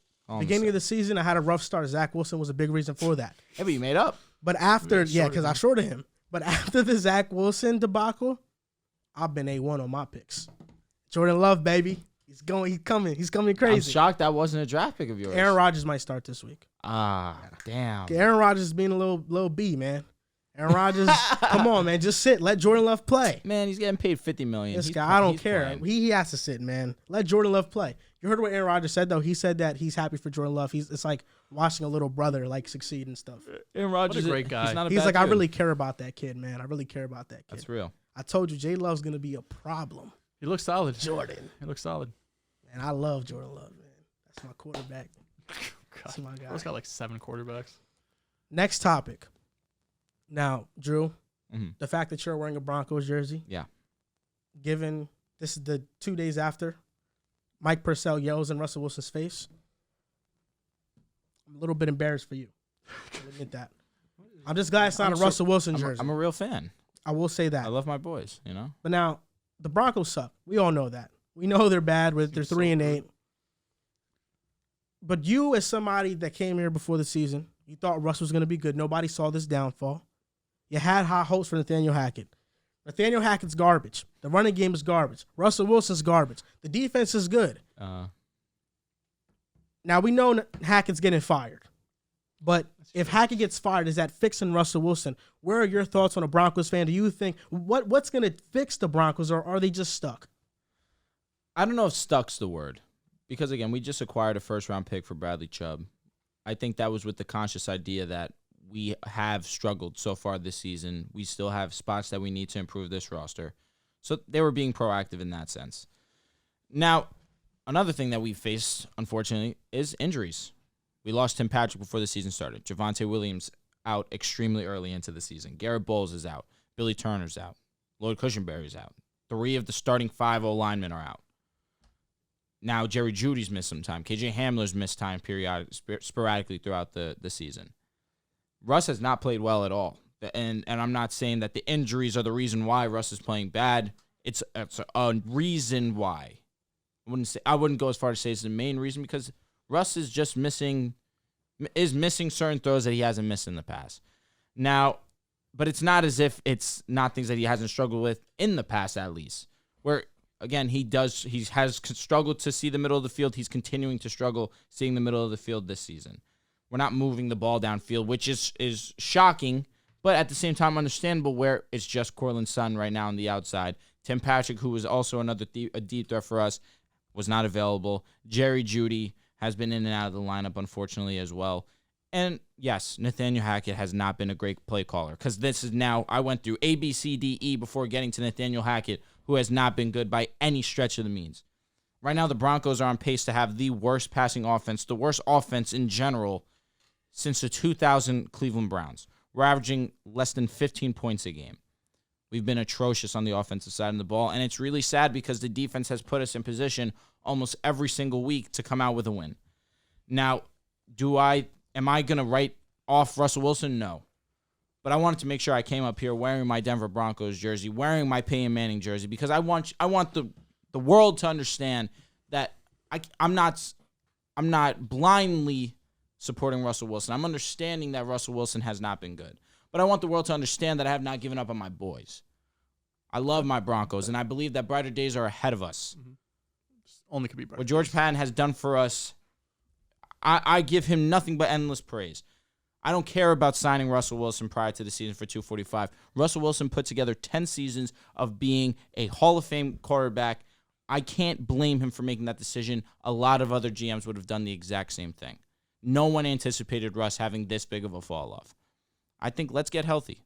Let's make some moves in the offseason. Let's surround Russ with a couple more weapons. Let's get an offensive mind in here. I'm not saying let's go get Sean Payton, but I know Frank Reich's available. We were jokingly talking about it in the car, but I really promise you, if Frank Reich signs as our head coach this offseason, I'm going to be ecstatic, because Russ needs someone that's going to cater to him. Maybe Frank Reich, where he was supposed to have Andrew Luck, that didn't really work out for him. He had to go through a cycle of quarterbacks. None of them really worked out for him. Russell Wilson would be the second best quarterback that he's ever coached. And I say that with respect to Andrew Luck because of how great Andrew Luck was. And Russell Wilson's damn good. Maybe not damn good now, but he has been a Hall of Fame level quarterback. Actually, happy birthday to Russell Wilson. Today's his birthday. Is his birthday, ironically. And he also just threw his 300th career touchdown. That's good. So where there's negatives, we can also look at some positives. For sure. But ultimately, yes, I think the Broncos and Russell Wilson need to be better. I think that without Nathaniel Hackett, we will be better. But for this season, I don't know what can make us better right now. There's always a scapegoat in disasters. And with all respect, Drew, this season has been a disaster. The scapegoat's been who? Nathaniel Hackett. I disagree. You don't think so? Who's getting fired and who's not getting no traded? Well, one's getting $245. Exactly. But even still, it's not a scapegoat. The blame is still going to Russell Wilson. Yes, but the move the Broncos are going to make in the offseason is moving off Nathaniel Hackett. Sign me up. So there always has to be a scapegoat, and I almost feel bad for Hackett in a sense. What about me? Drew, you'll live. Because, there's not a lot of coaches get a second chance. There's some, not a lot. There's some Andy Reids, and there's a million Adam Gases, right? Usually when you get that second chance. Daniel's got a second chance. I know. That's crazy. So far, He had a track record, though. So far, not great. Huh? He had a track record, though. Of what? Being offensive coordinator next to the best coach of all time? Well, Mac Jones just had a really good season with him as a rookie. Josh McDaniels is a good offensive What we're not going mind. to talk about is Damian Harris and Ramondre Stevenson backpacking. Offense designed by McDaniels. Because then Josh Jacobs goes, and now been he's one tweaking. of the best running backs in the league, leading the league in rushing yards. Hasn't translated. Maybe to he's a wins, rushing sadly. quarterback, But a rushing offensive mind, as They opposed to passing. also, I believe Josh McDaniels was on the staff when they declined his fifth-year option. Who's? I'm sorry. Jacobs. Yeah, bad move. I mean, you don't pay running backs. They didn't do that in New England. No, that's true. But fifth-year option, you're still not paying him. Yeah, You know, you're not. like it's just an extra year. But I guess you could use a franchise tag and probably pay him around the same.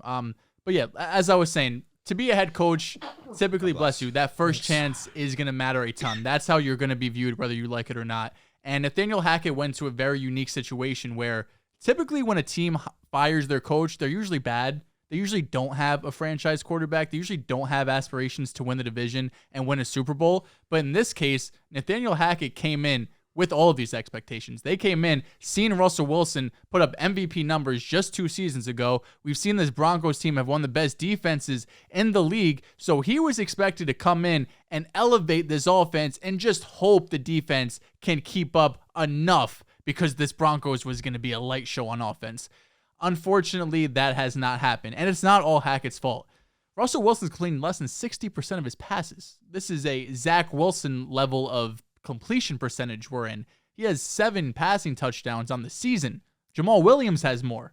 Why are you doing this? It's rude, but it's true. I mean, Russell Wilson has been bad, and He thought he was be as good as Mahomes. I thought there was a world where Russell Wilson could have a top 5 season. That's Mahomes how is 101. Of course he is, but that's how good Russell Wilson has been in Seattle. And I thought, stupidly, that the Seahawks were holding him back. But in reality, the Seahawks, in a funny way, were elevating Russ by not giving him, it's one season, but it's one disastrous season. And it's the one season, how Drew. many injuries? It's the How one, many it's the one injuries? season that Russ goes to a new place. The Seahawks get a new quarterback. The Seahawks quarterback is thriving, and Russell Wilson is failing. So Nathaniel Hackett is going to be the scapegoat here. He's going to get fired, and you're going to bring in a Frank Reich, whoever it might be. Sean Payton doesn't seem interested in the position for whatever it's worth. He's a prick. You guys do have, I do like George Patton. I think he's a great I love GM. him. New I love ownership him. group who seems very invested in the team. And the roster's solid. Without a doubt, it is solid. You just have Patrick Mahomes in that division. You have the Chiefs with Andy Reid. That it's going to be very gonna hard beat to it. They've get been past picked. every year. They've been picked. We're going to be there. What do you mean by they've been picked? They've lost. People have picked them. It's happened. More often than But not, week to more week- often than not, the Chiefs are going to win. Week of to course. week, you know that we got Mahomes. So you guys are gonna have a new coach. It's disgusting. I'm actually not acknowledging him as a Chiefs fan. He can say whatever he wants. I'm not acknowledging it. But Hackett's gonna get fired. But at the end of the day, if the Broncos want to turn this around, it's gonna be on the shoulders of Russell Wilson. You're getting paid $240 million guaranteed. You got Judy and Sutton with Hamler's there, but you got Two of the Pitcher three coming back. are Javonte, injured. okay, but we're talking about next season. Okay, This all right, season's all done. right. It's a This season's wash. over. We already know that. But now it still relies on Russell Wilson. Because if a new head coach comes in and he sucks again, I don't what do shake you your do? hand. He's garbage. what do you do? Cut him. You can't. The dead cap, honestly, You we can't. might eat it. You can't. It's multiple seasons of 30, 40 plus million of dead cap. A year 4 gets to 31, as low as 31. Year 4. Yeah. This is going to be, we talked about it on the Joel Moran show. Shout out, go subscribe there, like his stuff on Instagram. It might be a Jared Goff situation where the Rams had to trade first-round picks to get off of his contract. Now, given they did get Stafford in return, but right now, say for whatever reason, the Broncos want to trade Russell Wilson, you have to give up first. You have to give up Russell Wilson and a first-round pick to get something back in return. That's how bad this Such contract low value. in this Well, situation listen, is. nobody wants Russell Wilson. It's as simple as that. You guys would kill for him. I No. don't know if we would. I I'd don't rather know if have we would. Mike White. I don't know if we would. Shut up. Shut up Would you? right now. I tweeted this. Would you rather have Kenny Pickett or Russell Wilson? No Kenny contract. Pickett. No Kenny contract. Because Pickett. everyone's like, oh, contract. No contract. Just pick one quarterback. God, you just have allowed one horrible season. I won't sugarcoat it. one horrible season to allow you to forget 10 straight years of being a top 7 at worst QB. Can we please? Drew, you're talking to a guy in Dehls who, after a couple games, forgot about Zach Wilson. I mean, this is what he does. It's what he does. It's what he does. You talked about being scapegoated. Better than you, man. You talked about being scapegoated. He might turn around. I won't be surprised. He's good. Pick a side. It's funny because I was going through TikTok the other day and I saw this video that Esquire Sports made. Shout out to them. They follow me. I fuck with their stuff. And in their video, he talked about the Broncos' last drive versus the Panthers. I watched that video. And how they had multiple red zone drives. I hate him. Well, for they that they had multiple red zone tries, and Russell Wilson made some good passes, but ultimately they didn't convert because of a penalty or a drop or here and there. And I'm looking through the comment section, and a lot of the comments are like, "It's not even Russell's fault, man. Real. It's all this." They're all commenting that, and I'm just like, did you watch the entire fucking game? I mean, that drive was in garbage time. Who cares? The entire game was horrible from Russ. What we're not about to do is start a narrative that Russ has not been the problem. He's been the biggest problem. He needs help. Stop. Nathaniel Hackett, is he a problem? Yes. Is he being scapegoated the most? Yes, deservedly so, because he's not good. 3 years ago, he was the OC for the last place offense Jaguars. He has done nothing to warrant a head coaching job outside of being best friends with Aaron Rodgers. That's why the Broncos got him. That's why I wasn't high on him as a coach to begin with. I didn't think Russell Wilson was going to fall off. Yes, that's why I was low on him. Such a liar. That's why I was low on him. You're a liar. What do you mean? You're a liar. Get out of here. 1,500 Jerry Judy yards. That's what I heard. That's what I was hearing at the same. You said 15. You said 1,500 is not out of the realm of possibility. I said 1,250. Yeah, even that is a stretch. Even that is no. Stretch is kind. Now, Joe, you were right about being scapegoated. Nathaniel Hackett is being scapegoated right now. Zach Wilson in New York. And we look at the Broncos right now. Russell Wilson has been a major problem. 27th in DVOA, 30th in QBR, 28th in touchdowns, 31st in completion percentage. Russell Wilson always struggled throwing to the middle of the field. He didn't want to throw it. He didn't see it. But the mobility was diminishing. And that's why the Seahawks traded him. I mean, this is the perfect stat to show the diminished mobility. He averaged 11.5 less yards per run in 2020 than he did compared to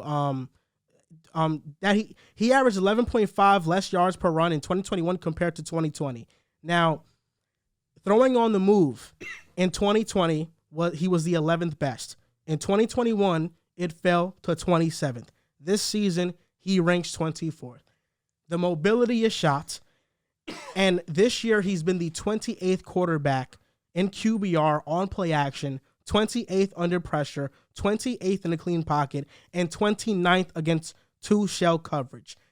Russell Wilson was at his best from a statistical and a winning standpoint when the Seahawks had an elite defense. They ran the ball well, and he was able to play off a play action and make a couple plays. His best statistically was when the defense was trash and he was on the field. I said statistically and winning wise. Winning wise, when his defense was amazing for sure. They won a Super Bowl. They went back the year after. Statistically, he was the best when his defense was trash. The year that 2019 or 2020, I believe, the Russell Wilson half a MVP season that he had. 11 games. In the second half of the year, they got figured out because teams started playing two shell coverages on them more. And I said this the first game of the season after that embarrassing loss to the Seahawks. Russell Wilson is a quarterback whose mobility has diminished. He never liked throwing to the middle of the field. That's a staple of Hackett's offense. It's just, it doesn't work out at all. Not only that, but when you're such a great deep ball passer like Russ is, and this year Russ has still been a great deep ball passer, yes, but he struggles intermediately. He struggles in the quick passing game. He's struggling now out of structure as well. When you're reliant on passing the ball deep, and defenses have changed their philosophy to now covering that and making that a point of emphasis, a quarterback like Russell Wilson, whose play style thrives off that, is going to naturally decline. We've seen quarterbacks in the past decline massively. Carson Palmer went from an MVP candidate to the next year we were like, what is this guy? He's an interception machine.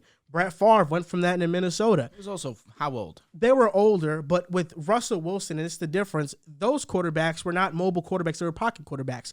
Russell Wilson, a lot of his game is his mobility. He has never been a quarterback that just stays in a pocket and can be comfortable in it and just pick apart surgically a defense. He's been someone that play action boots, get out of structure, feel this pressure. I'm fast enough to evade this defender. He's just not that anymore. And that's why I think the Broncos are stuck.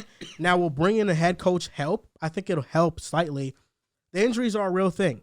If the Broncos can get a running game, they can get a head coach.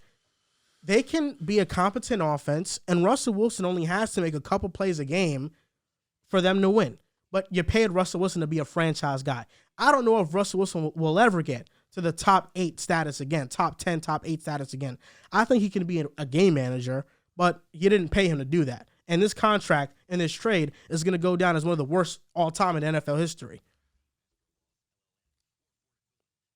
What do you want me to say? I mean, really, what do you want me to say? The only thing I will say is even when you had your whole assortment of weapons, You're trash. the offense still wasn't great. Like Russ was definitely better. Like week 1 against Seattle, he had 340. He was great. The team lost in that one. Russ didn't lose that game. Against the Raiders, 240, 2 touchdowns, 68%. Like he had a couple of games when you had the assortment of weapons there, but still overall for what you traded for, I mean, he has one game of multiple touchdowns. And the offensive line was supposed to be better.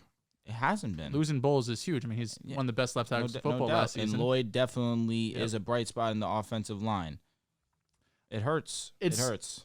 Listen, it's tough times being a Broncos I'm very fan, torn because I really can't remember the last time I've seen a quarterback be great and then terrible. Even Peyton Manning, there was a reason he was hurt, right? I really can't remember off the top of my head, like, who is the comp for this? That's why it's very hard for me. Like, I know I kind of just shit on him this whole time, but is it Eli the closest one? But even still, I feel like that's situational. Yeah, I agree. Like Phillip Rivers wasn't bad, never really declined like that. What faith? I'm sure I'll have very different answers here. 10 being Russell Wilson will be a top 10 quarterback again. 1 being he'll be off the team in a year or two. Where do you sit on Russ? Do you think he'll turn it around next year? Do you think he could end up being that guy again, or is this just who Russ is now? I'll let you answer first. I think he'll turn it around slightly. So where you like a 5? Like 5, I guess, is a game manager. I think he'll be a top 20-ish quarterback. Okay, so like a 4 or 5. Yeah. I want to say if he's going to be top 10, he's going to have to be 10 flat because there are a lot of great quarterbacks in the league. Because we're seeing the ascension of Tua. We're seeing the ascension of Jalen Hurts. Can't sleep on Trevor Lawrence. Trevor Lawrence is another one. K1's outside of the top 10. Or Mac Jones. A lot of people didn't have Deshaun Watson in their top 10s coming into this year due to situation. Dak probably is in that conversation as well, being a top 10 fringe, top 10 for sure. Did I mention K1 already? Kirk Cousins. That's. Yeah. I mean, yeah, the list goes on. Let's not. There's a lot of good quarterbacks. I'm gonna leave Kirk out of this conversation with all due respect. I think that my confidence in that is probably a 5 as well. It's game manager. It's unfortunate. I don't know if I mean, like a scale of 1 to 10, how confident am I in that? Like a 5, because a lot I've seen right now. To be top 10, it's a lot of great quarterbacks. There is. And that's not a slight, because look, we spoke about it this offseason. He was just that last year. Dak Prescott, Kyler Murray, Kirk Cousins, and another one, Derek Carr. Like, those guys are really, really good quarterbacks that just are not top 10. Yeah. Listen, if Rusky reached that level and your defense is anything near what it was this season, I'll chat. We could go to the bowl. You guys are a playoff team. I mean, let's be honest. You guys are what the Jets are now, if that's the case. But better. Maybe. Our defense is better. Is it? Minimally. Pastor Tane's been cooked the last couple of games. Oh, my God. First off, what we're not going to do is, 1, Devontae Adams. He's Devontae Adams. 2, more, it was across the entire length of the field. And he was with him basically step for step, but got ate up by the turf monster. 1 misstep was what allowed DJ Moore to get open. I'm just talking shit. Yeah, I know, Sauce. you bitch. And what happened? What happened with Sauce? Let up one reception. I mean, it was an ugly reception, but a little 1 reception. And it was OPI, obviously. No, it wasn't. They called DPI. What are you talking there's about? There's an agenda out. Okay. Now there's an agenda out on Sauce. You know what I mean? There needs to be, because bro gets no flags, no whistles. He's physical. I mean, hey, I respect physical. that. He's I think long, lengthy. I think what's happening right now, Russell Wilson, this conversation, it's only right. Would you rather Russell Wilson? This is a sneak attack. It is. I thought we were doing Would You Rather Mike White. I'm fucking pissed. Let's do it. Geno Smith. Geno. I'm going with Geno. Given. This is really mean of you guys. I'm so angry at you guys right now. What are we talking about here? Rest of the season, long term? Long term, yeah. All right, Russell Wilson. So okay, long term. Okay. Russell Wilson. So like next 2-3 years. I said what I said. Okay. It's not crazy. It's not a high bar. He could be off the team next year. Daniel Jones. Russell Wilson. I'm kind of surprised. Why? Because you're a Daniel Jones guy. I'm not going to allow my judgment to be clouded off one horrendous season.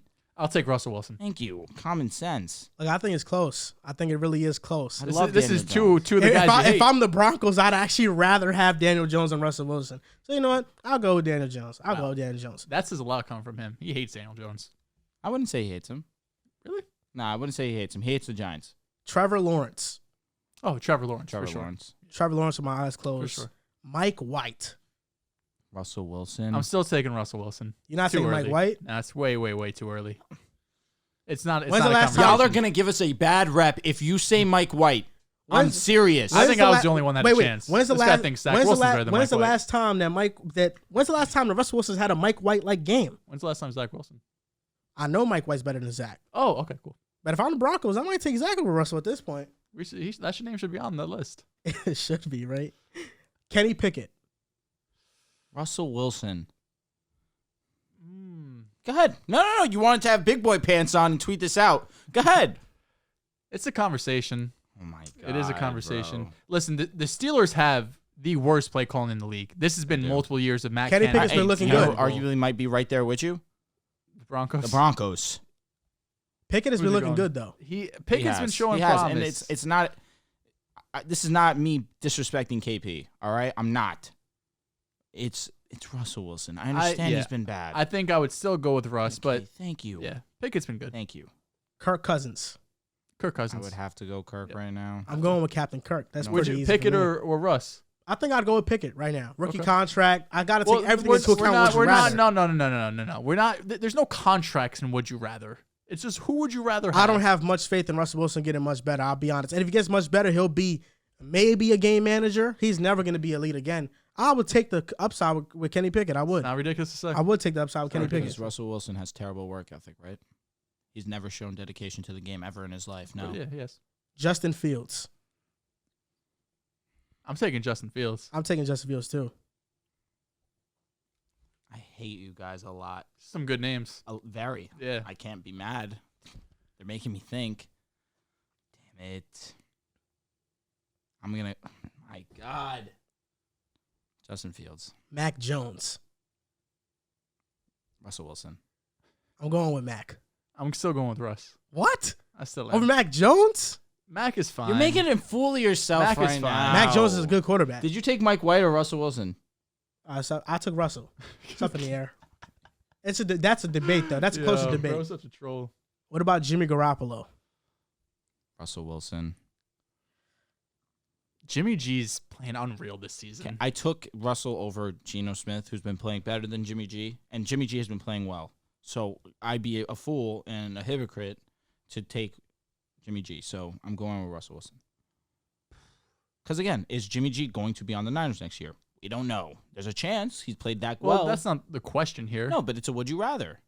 I would rather the guy who I know is going to be the quarterback of their team next season. But I don't. That's not how we. You would play rather Would Jimmy G on the Broncos right now, though. Absolutely not. Then Russ? That's the question. That's the question. It's not who's going to be a starter. No, I next year. understand, but no, there's a little bit that goes into it. I need to find myself.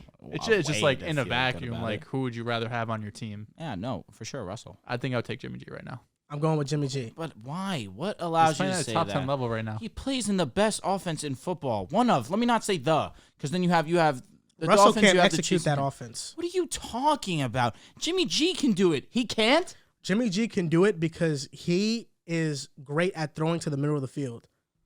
That offense is predicated off of middle of the field You're giving him concepts. George Kittle. You're giving him Debo Samuel. You're giving Russell him Wilson can't throw to the CMC. middle of the field.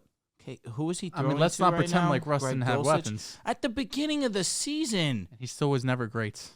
Okay, but how quickly did those weapons just go to shit? And also, Who is calling the plays? Hackett. Kyle Shanahan. Of course. Middle of the field Christ. concepts, though. Jimmy G's hitting. He's delivering. The last two names, Matthew Stafford. Oh, God, this is gross versus gross.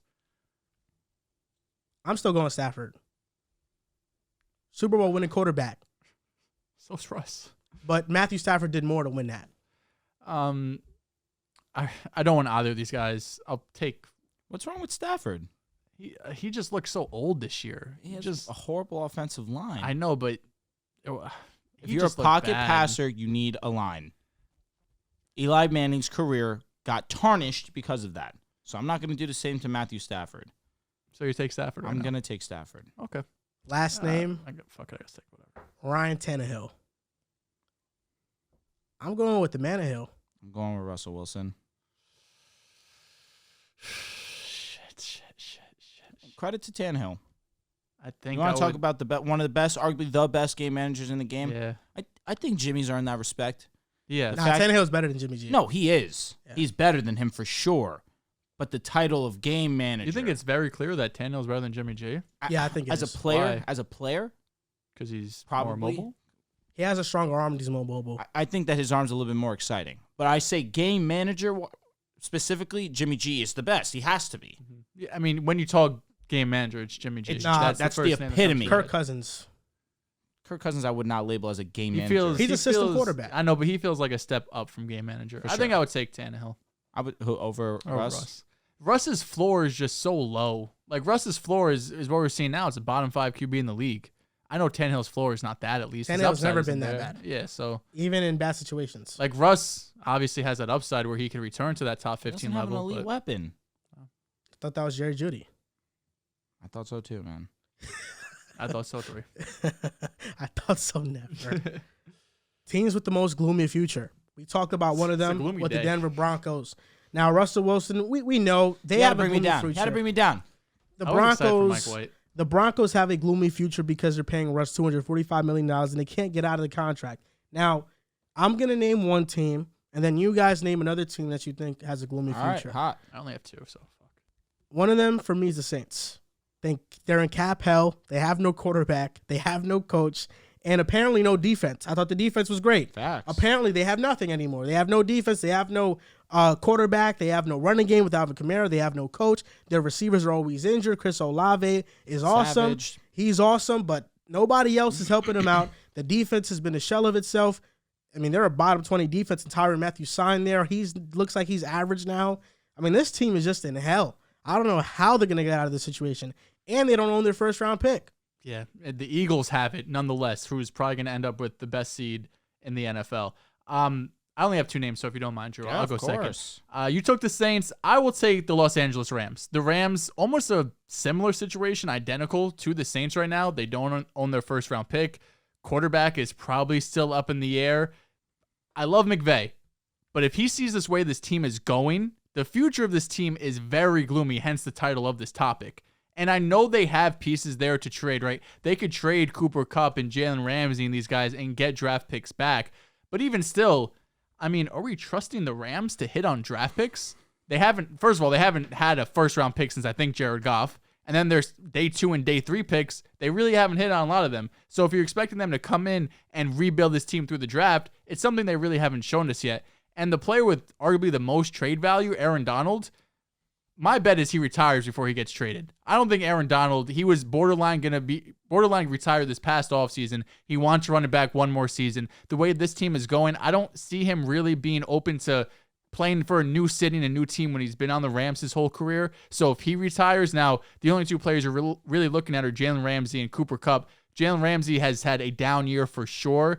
You probably still get a first round pick for him, but he's getting paid as well.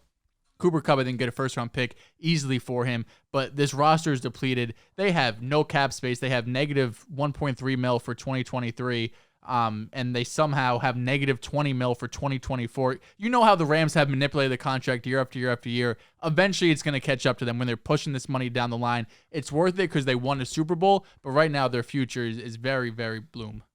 Gloom. Rams were definitely on my list. Saints makes 100% sense. Now that you say that, definitely is one of those teams that I would definitely think to add to mine. I have 3 others. Some definitely stronger, but I'll just give the base. The Texans I have is 1.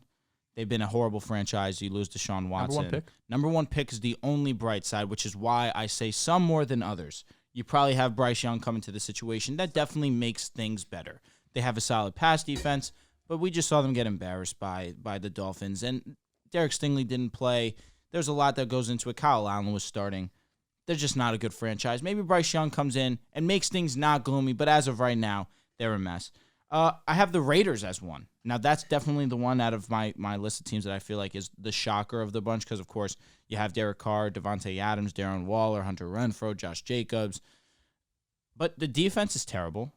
But, yes, that's something in the offseason you could try to fix, but it's been difficult for teams to do. Not every team has come in and really fixed the defense the way that the Eagles have, the way that the Packers tried to at least. The Packers are one of those examples that we thought that would come in and fix it. The Chargers is another one, for example, that come in and we thought that the offseason would fix it, and it's kind of not worked out for them.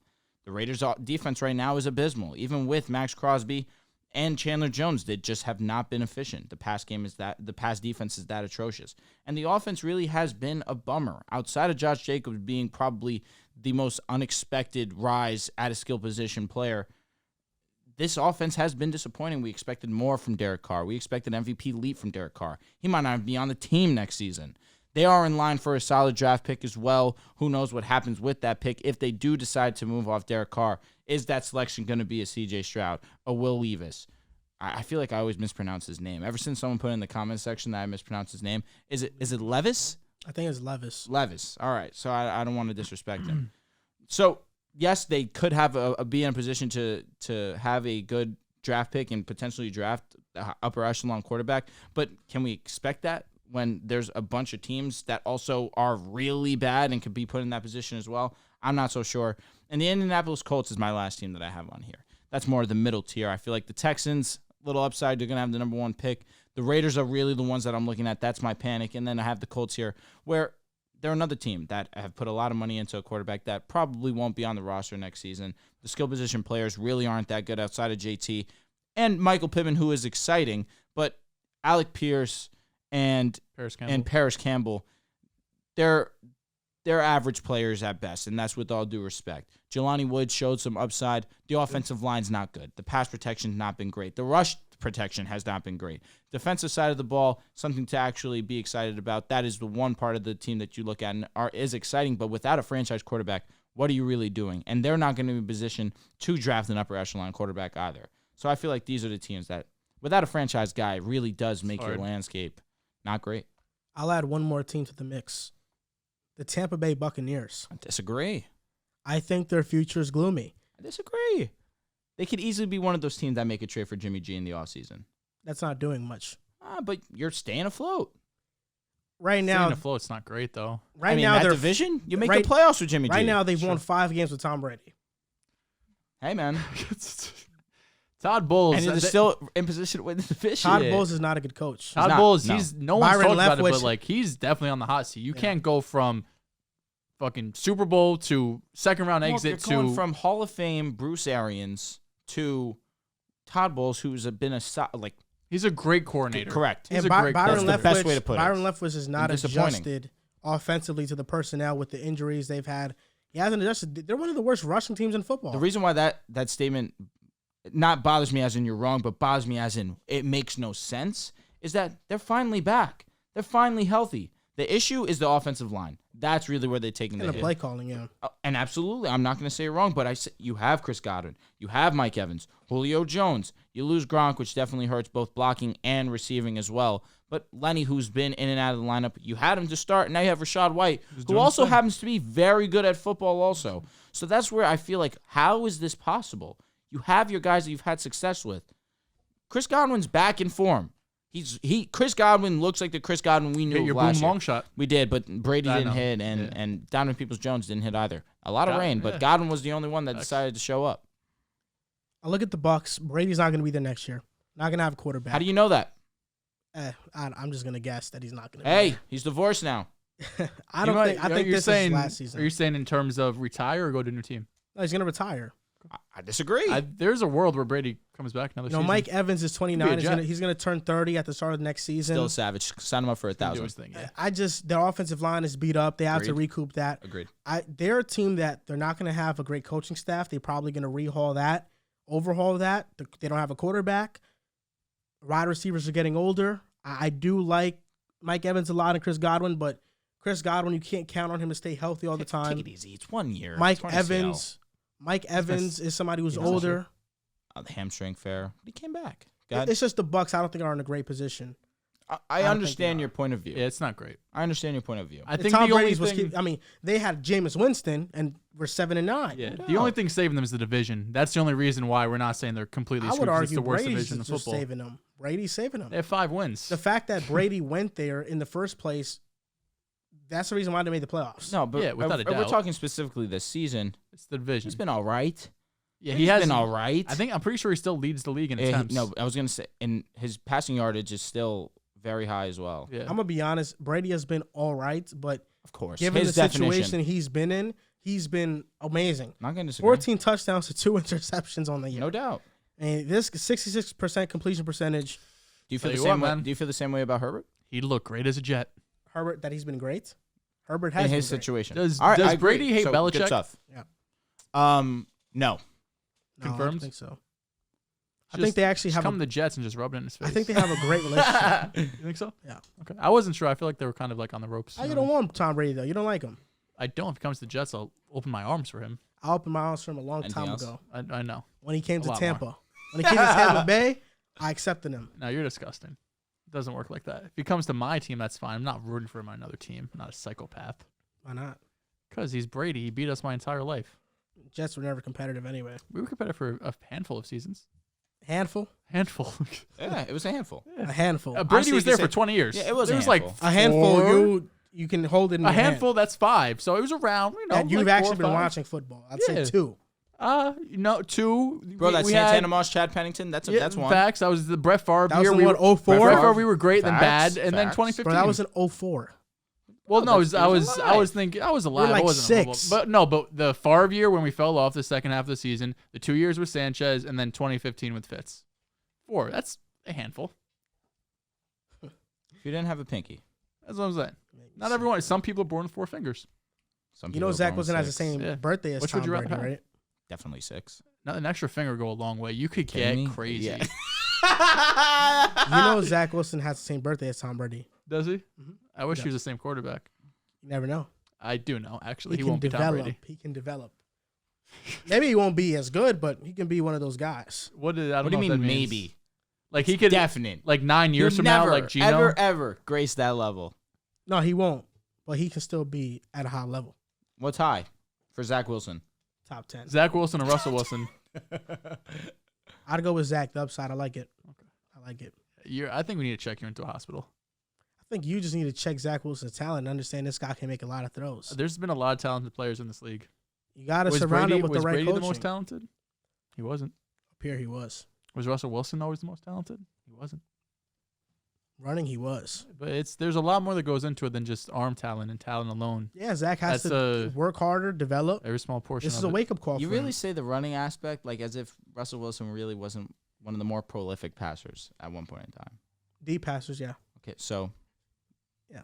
he's probably one of the most talented deep ball passers ever. So enough with this. All right, it's No, not he just is. mobile. But the mobility made him a lot, though. It was a Helped. big part of his game. helped. Yeah, that was a big part of his game, though. I would say 50%. That's a strong number. Big It's part a of his strong game. number. Big part of his game. You may have missed it. I'm going to start with the Raiders. All right. Second overtime win in the past 2 weeks versus the Broncos 2 weeks ago. Touchdown to Devontae Adams. He beat Pat Surtain. Josh Jacobs touchdown, 70 yards in OT against the Seahawks. They have 6 one-score losses this season. They're 4-7. Had they just capitalized on some of these games, we're talking about the Raiders in a playoff picture, but they didn't. They're the Minnesota Vikings of last year. But this team competes, and they compete hard. Are we talking about the Ravens this episode or no? I forgot if We will when we get to the tweets. Oh, okay. Then I won't do that. We'll talk about last night's game, Monday Night Football. Jeff Saturday made a very questionable non-decision by not calling timeouts at the end of the game. Matt Ryan was doing his thing too. Matt Ryan is a shell of himself. That brother's You saw a that scrub. run? I did Bro, see that you run. try to blame that on Michael Pittman? He stopped on the route. Which one? That's what The he was hitch. supposed to do. So which are we talking about the interception? Mm-hmm. The They were supposed to come back to the ball. Honestly, Honestly, the it DP was made a great play. The that's DP made a great exactly what play. I'm going to say. Yeah. No, but Pittman should have came up to You're came up to the asking a ball. lot of him. It's also like What do you 4 mean? yards away from the line of scrimmage. Like Matt That's Ryan's it. got to put the fucking ball in a rope, but he can't. He's Matt Ryan. Troy Aikman even said it was Pittman's fault. Yeah, Troy Aikman doesn't know shit. He's a Hall of Fame Um, quarterback. Troy Aikman's Nah, body. no disrespect to Troy. He said some weird shit, but regardless, like you said, Matt Ryan had this long run. It was Hey, Manning said it was his fault. It was like 2nd and 18. Matt Ryan picks up 14 How do you know yards. that? They have I 3 watched the timeouts Manning this whole cast. time in the fourth quarter. But you also said They don't that call Troy Aikman said it. I watched both. All right, you're lying. One of them you're lying. So pick one. The Troy Aikman. There you go. Smart to say that. Why? Because you 'Cause believe I'm Manning wearing more. exactly. Yeah. You wanted Like your, Troy Aikman isn't a Hall of Fame quarterback. you wanted your Matt Ryan agenda. I know even if he would have won this past game, we probably would have had a Colts topic, and it disgusts me. But Jeff Saturday, I know he won that first game in overtime, right? Everyone was going crazy. How could you say he wasn't ready to be a coach? Now he's got 2 L's in a row. He looked lost. I mean, it's not just on Jeff Saturday to not call a timeout. There's multiple coaches on the field and in the Well, press it's on box. him. It's on him. It is at the end of the day, but how don't you have 3 timeouts? It's the biggest play of the game. Matt Ryan just gets sacked. I would have called the timeout there. There's around 1:10 left. Instead, they let the clock run. He gets a rush. It's 3rd down. Again, the biggest play of the game. Run to JT. And then you call a timeout. Now it's 4th down. You left the game with 2 timeouts left in your pocket. Very questionable call by Jeff Saturday. All right, so you may have missed it because this is probably the first time all season and preseason that we hadn't had a Dolphins topic. So I figured I'd put it upon myself to highlight Tua Tagovailoa and the great stuff that the Dolphins They almost did as fucked well. up. The Texans made it close. The fact that they pulled them as early as they Yeah. did, I was stunned at. It was a 2-score game. There was Yeah. like a full quarter left. I was like, all right, Tua's coming back. Once in. Armstead went off, Tua was getting hit. He was. That's probably why. He was, no doubt. Is he out versus Niners? I don't know, There's but a- it's I not think there's a good chance. it's not a serious long-term injury, which was that was the good thing about it. But Tua yet again wins another game. Since the start of the season, he starts and finishes a game. He's undefeated. He's 8-0. Against the Texans, 299, very calm, and a touchdown. I'm not wearing the Tua jersey because he didn't have 130 passer rating for the first time in 5 weeks. So I decided That's to a be shame. calm, throw my Broncos jersey on. But I still wanted to make sure that I highlighted that he still leads the league in a passing grade, in passer rating, and does have the longest active streak in the NFL without throwing a touchdown, an interception. And still, that is while attaining the highest yards per attempt in 9 yards. So I just want to make sure everyone's aware of that. He should have thrown like 2 versus the Texans. Hey, Do we have your an Eagles grandmother had topic? balls, you should be your grandfather. We took it out. We took that out as well. He took it out. Shout fucking Jalen Hurts, leading rusher over 150 yards. I think we He's do doing have his a thing, reading man. tweets. We have a tweet about it though. I just got talking about my guy. Tell you what, Jalen Hurts, that brother can ball. He can. That brother can ball. He's a ball player. My God. Curious to see what happens in the playoffs. It's gonna be fun. I am. Can't wait. I am. This is a statement week, boys. It This is a statement week. I don't think the Eagles play. The Eagles play the Cowboys in sorry. a couple I'm weeks. But sorry. I know you're talking about. I'm just seeing the statement. Dolphins are going against the San Francisco 49ers, and people have been begging and pleading, can we see Tua against a good pass defense? Can we see Tua against a good defense at all? Here it is. We're going to get it. We will. And I promise, signature game. Signature game. What's the stat line? At least 250, 3 touchdowns. 253 touchdowns. That'd be a phenomenal game. Calm, because that's what he does. And listen, this is credit to the Niners and the things they're doing over there in San Fran. But what's going on in Miami is different. Tua's going to have a great game, and they're going to win the game ultimately. It's gonna be a chess match. You guys, good news and bad news. Well, I guess just good news because we don't really root for the Broncos. The Broncos have been flexed out of next week's Broncos versus Chiefs game on Thank Sunday God. night. Flexed in Dolphins Chargers. Height. Yep. Ooh. Okay. I'm a bittersweet because I really would have loved to see the Broncos beat Kansas City on prime You're time. drunk. That wasn't gonna happen. That was never gonna happen. I'll tell you what, man. If we have been as awful as we've been this season, You'll take a win but over for the Chiefs. by a miracle of God, we beat the Kansas City Chiefs on prime time. I promise you, I'm gonna give a fuck. I don't give. We could lose every single game the rest of the season. Prime time, we beat Mahomie and company. Oh man, Just two tests in a row for Tua. facts. That Chargers defense isn't anything crazy. Pass defense, it's okay. Week 18, Dolphins Jets. And guess who's gonna be out there? You? The kid. Tough. I'm taking my dad for his birthday. Man, no invite. Mike White's gonna be there too. It's not gonna be Zach. It's a Tua light show. I already told you I don't think Zach's coming back to the Jets, man. Tua light show. Shame. Not That's 'cause of buddy you. boy. I guarantee this. What? Waddle scores a touchdown over Sauce. Now you're drunk. Oh my God! Let's stop. Over Sauce. Yeah, I Tyreek said Hill what I can't even said. do it What are you talking Sauce. about? against Sauce. Nobody can do it. What are you talking Nobody. Nope. Then why the hell did Chase Is Claypool that a lost the touchdown? shit out of him? Is that a I'm just saying. touchdown? You're saying nobody Is that can a do it. touchdown? about? Chase Claypool has a bigger body.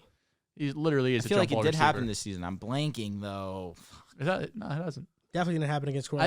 I'm pretty sure he's That was only PI. allowed one touchdown, but it was a miscommunication. Wasn't even a touchdown. That was PI for sure against Cortland Sutton. They No, both I have- Against I Gabe, have, I give it to you. I have two more. You may have missed it. Why? Doug Peterson and Brandon Staley going for it, winning their teams, their respective games by Very going lit. for it. Very lit. I loved it. Trevor Lawrence had the best game of his career. Now that Shout last out to drive Trevor was, Lawrence. Oh my God. Love him. And that's been my guy since the start of the season. T. Law.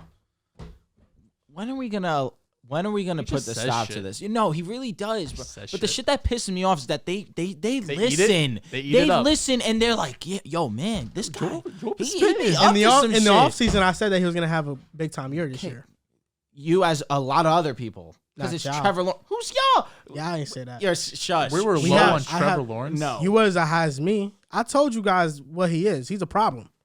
He's a problem. We all knew he was a problem. Not coming to the season. We like all I said did. Doug Pearson's going to come in. Different energy. Urban Meyer's gone. Yes, it's lit. He's not going to be nearly as bad. I think Perfect we coach almost for him all predicted every this single time. perfectly. Yes. Trevor Lawrence can have a good year. They're going to lose games. I think that's basically what we all said at the beginning of the season. 4-7. And that They're going They to have a Trevor Lawrence is positive- going to have a good game. You know and they they're have a gonna lose positive games. point differential, right? They're okay. They're 4. I don't really care. They're 4. He was wrong 7. about Christian Kirk though. I was Okay. wrong. I was wrong.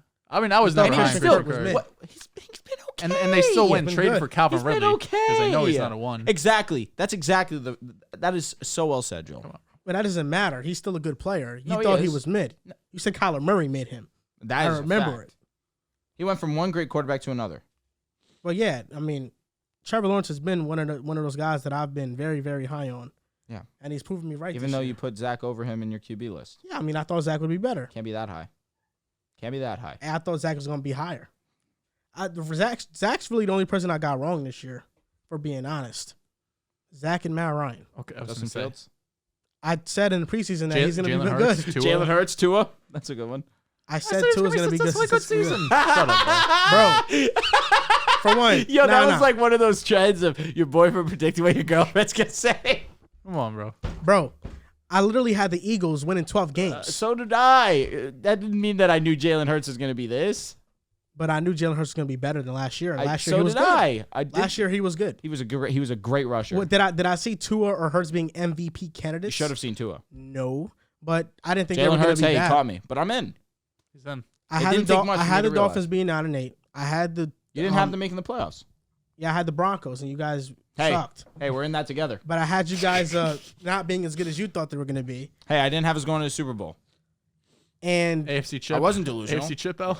and with the Eagles, bro, I've been early on the Eagles as early can be. We're not talking about the Eagles. We're talking about Jalen Hurts. Yeah, but he's a part of the Eagles, and part of me being He's high the on Eagles. part of me being high on the Eagles has been Jalen Hurts too. Okay.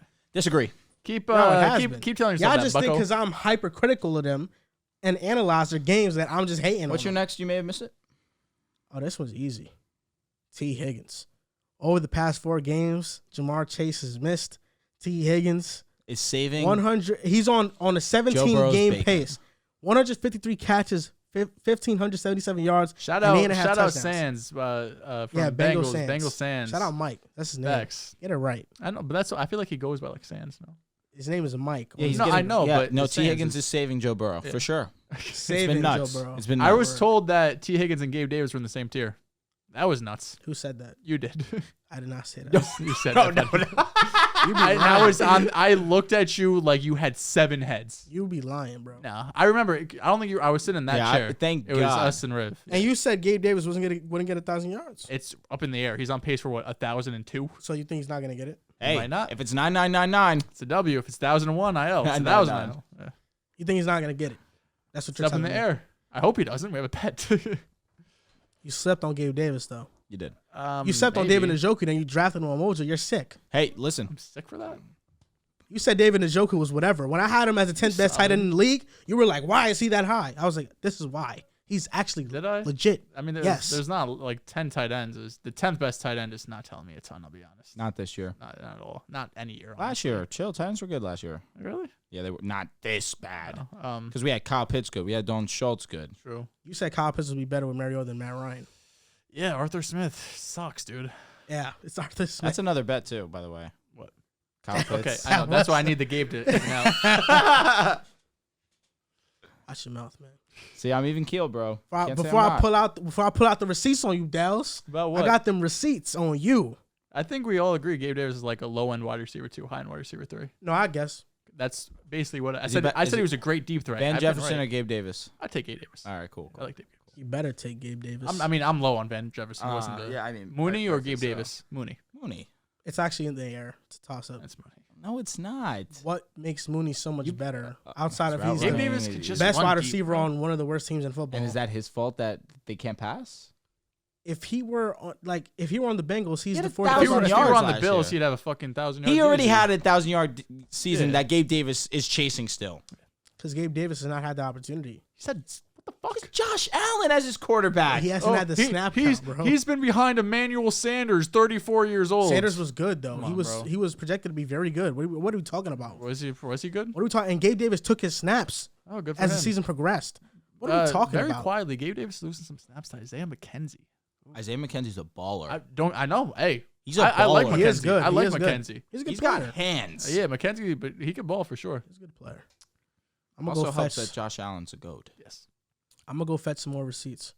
We're gonna take a quick break in the podcast. Back to the show. We're gonna do a segment we do every single week. Your Week 12 reactions, takes, and more. This is the first tweet. I'm concerned with the Bucs. This is from @BennyBuckets2X. I'm concerned with the Bucs. The offense is so up and down, and it seems like this will be the year Mike Evans doesn't hit 1,000 yards for the first time in his career. Really? He's not on pace? I could have swore he got it already. I mean, it's not. It's not 1,000. 702 right now. Oh, you know, he should be fine. What was I thinking of? He needed 23 yards for something. He should be fine. He should hit a rack. He's averaging He's 7 yards a projected game. for 1,085. Yeah, he should get it. It's close. Go ahead. yeah. Well, I mean, we spoke about it already earlier. I mean, there's no reason why the offense should be this up and down as it's been. Where now it's been a couple span of weeks now in a row where the boys are back and they're ready to rock. Godwin's getting back to form. Mike Evans is Mike Evans. Julio Jones, he's a wide receiver 3 at this point in time, and he's filling that role perfectly fine. Leonard Fournette's been out of the lineup, but you have Rachaad White, who's been very good. The offensive line has been okay, hasn't been great, hasn't been the typical Tampa Bay offensive line that we've seen. Wirfs just went down with an injury as well, ankle injury, but that doesn't seem to be too serious. The x-rays came back negative, which was huge. But overall, I got to trust Brady, and I got to trust that this offense is going to get together. We alluded to it earlier. The play call hasn't been great. Brian Leftwich hasn't gotten accustomed to what's going on. And Todd Bowles hasn't been a great head coach, as good as he's been a coordinator. I don't know. I'm blindly trusting Brady at this point. Depends on your expectations for the Bucs. Coming into the season, we thought they were Super Bowl contenders, but it's obvious at this point in the season they are not that. Their ceiling to me is one playoff win because they'll win a division. If they get matched up against the Giants or the Commanders, they could win one of those games. But when you stack up against those other teams we think are Super Bowl contenders like the Eagles, Dallas, the Niners, even the Vikings, I think would be a toss-up game. They're not at that level. But as you mentioned, Rachaad White has been playing well. He's basically been the new James White. He had 9 receptions, 9 targets last week. So, maybe if you rely or lean into that run game a little bit more, maybe you could start getting some momentum and some consistency on the offensive side of the ball. But more than anything, it's just the expectation for the Bucs shouldn't be Super Bowl. It should just be a playoff win. I'm done with the Bucks. They're a one-and-done playoff team. They're not going to do anything special this year. I was kind of lower on them as the season progressed this year because these signs were apparent. The coaching is not there, defensively and offensively, and the offensive line is just banged up. They lost too many players. Yeah. And I just don't really have high percentage for the Buccaneers. I would be concerned with them too because this is not the year they're going to go on a deep playoff run. This is from at Stover Sports 21. Week 3 of telling y'all Commanders are for real. Legit shot of making a deep playoff run. Yep. We already beat the Eagles. We were up 10 against the Vikings midway through the 4th. The way we can control the game and clock makes us a tough matchup for anybody. The defense that they have, it is a tough matchup. It is. Because all you need is Taylor Heineke to be mid. When you have a solid, borderline elite defense like the way that the Commanders do, and you haven't even had Chase Young step on the field yet, it's something to look out for sure. But let's slow our roll. There's still teams better than you guys, but you guys have definitely exceeded expectations, and you guys are definitely playing better than what a lot of people do give you credit for. Since week 5, they haven't let opponents score more than 21 Defense points. has been amazing. You're going to be in every game if you're Absolutely. doing that. Even if you're one of the lowest scoring teams in the league, you're probably still around 15, 16 points. So it's a one-possession game regardless. But once again, very similar to the Bucs, it's sure they could get that last seed in the playoffs. I mean, the Seahawks are going to be right there as well, assuming the Niners win that division. But the Commanders don't have enough juice to win a playoff game. I don't think it really matters who they stack up with in the NFC. I don't see them beating anybody. They're going to be a wild card team. They don't have enough juice? They don't have enough offensively? No, they don't have enough juice. What if they play the Cowboys? Division game. They're not beating the Cowboys. What if they I play the would Eagles? take the They're Cowboys. not beating the Eagles. No, They already definitely beat not. them. Okay. No, they did already beat them in a game that everything had to go right. Yeah. Why can't everything go right again? Because the Eagles aren't It letting usually that doesn't happen. Never know. Would you take the Jets over the Bills in the playoffs? Everything goes right, yeah. Right? I mean, Mike White's better than Zach, and we beat them with Zach, so should we? That was we Zach's should be able to. game manager game. Are you going to say we don't have a chance? We have a chance. I think The we have a Commanders have a chance? I mean, they have a chance, but in both scenarios, I would be taking the favorite Because you like to side with the favorites. It's cool. because I'd like to be right. Commanders, they are a tough matchup for anybody. They are. If your defense is elite, you become a tough matchup for anyone. Are they winning a playoff So game? respect them.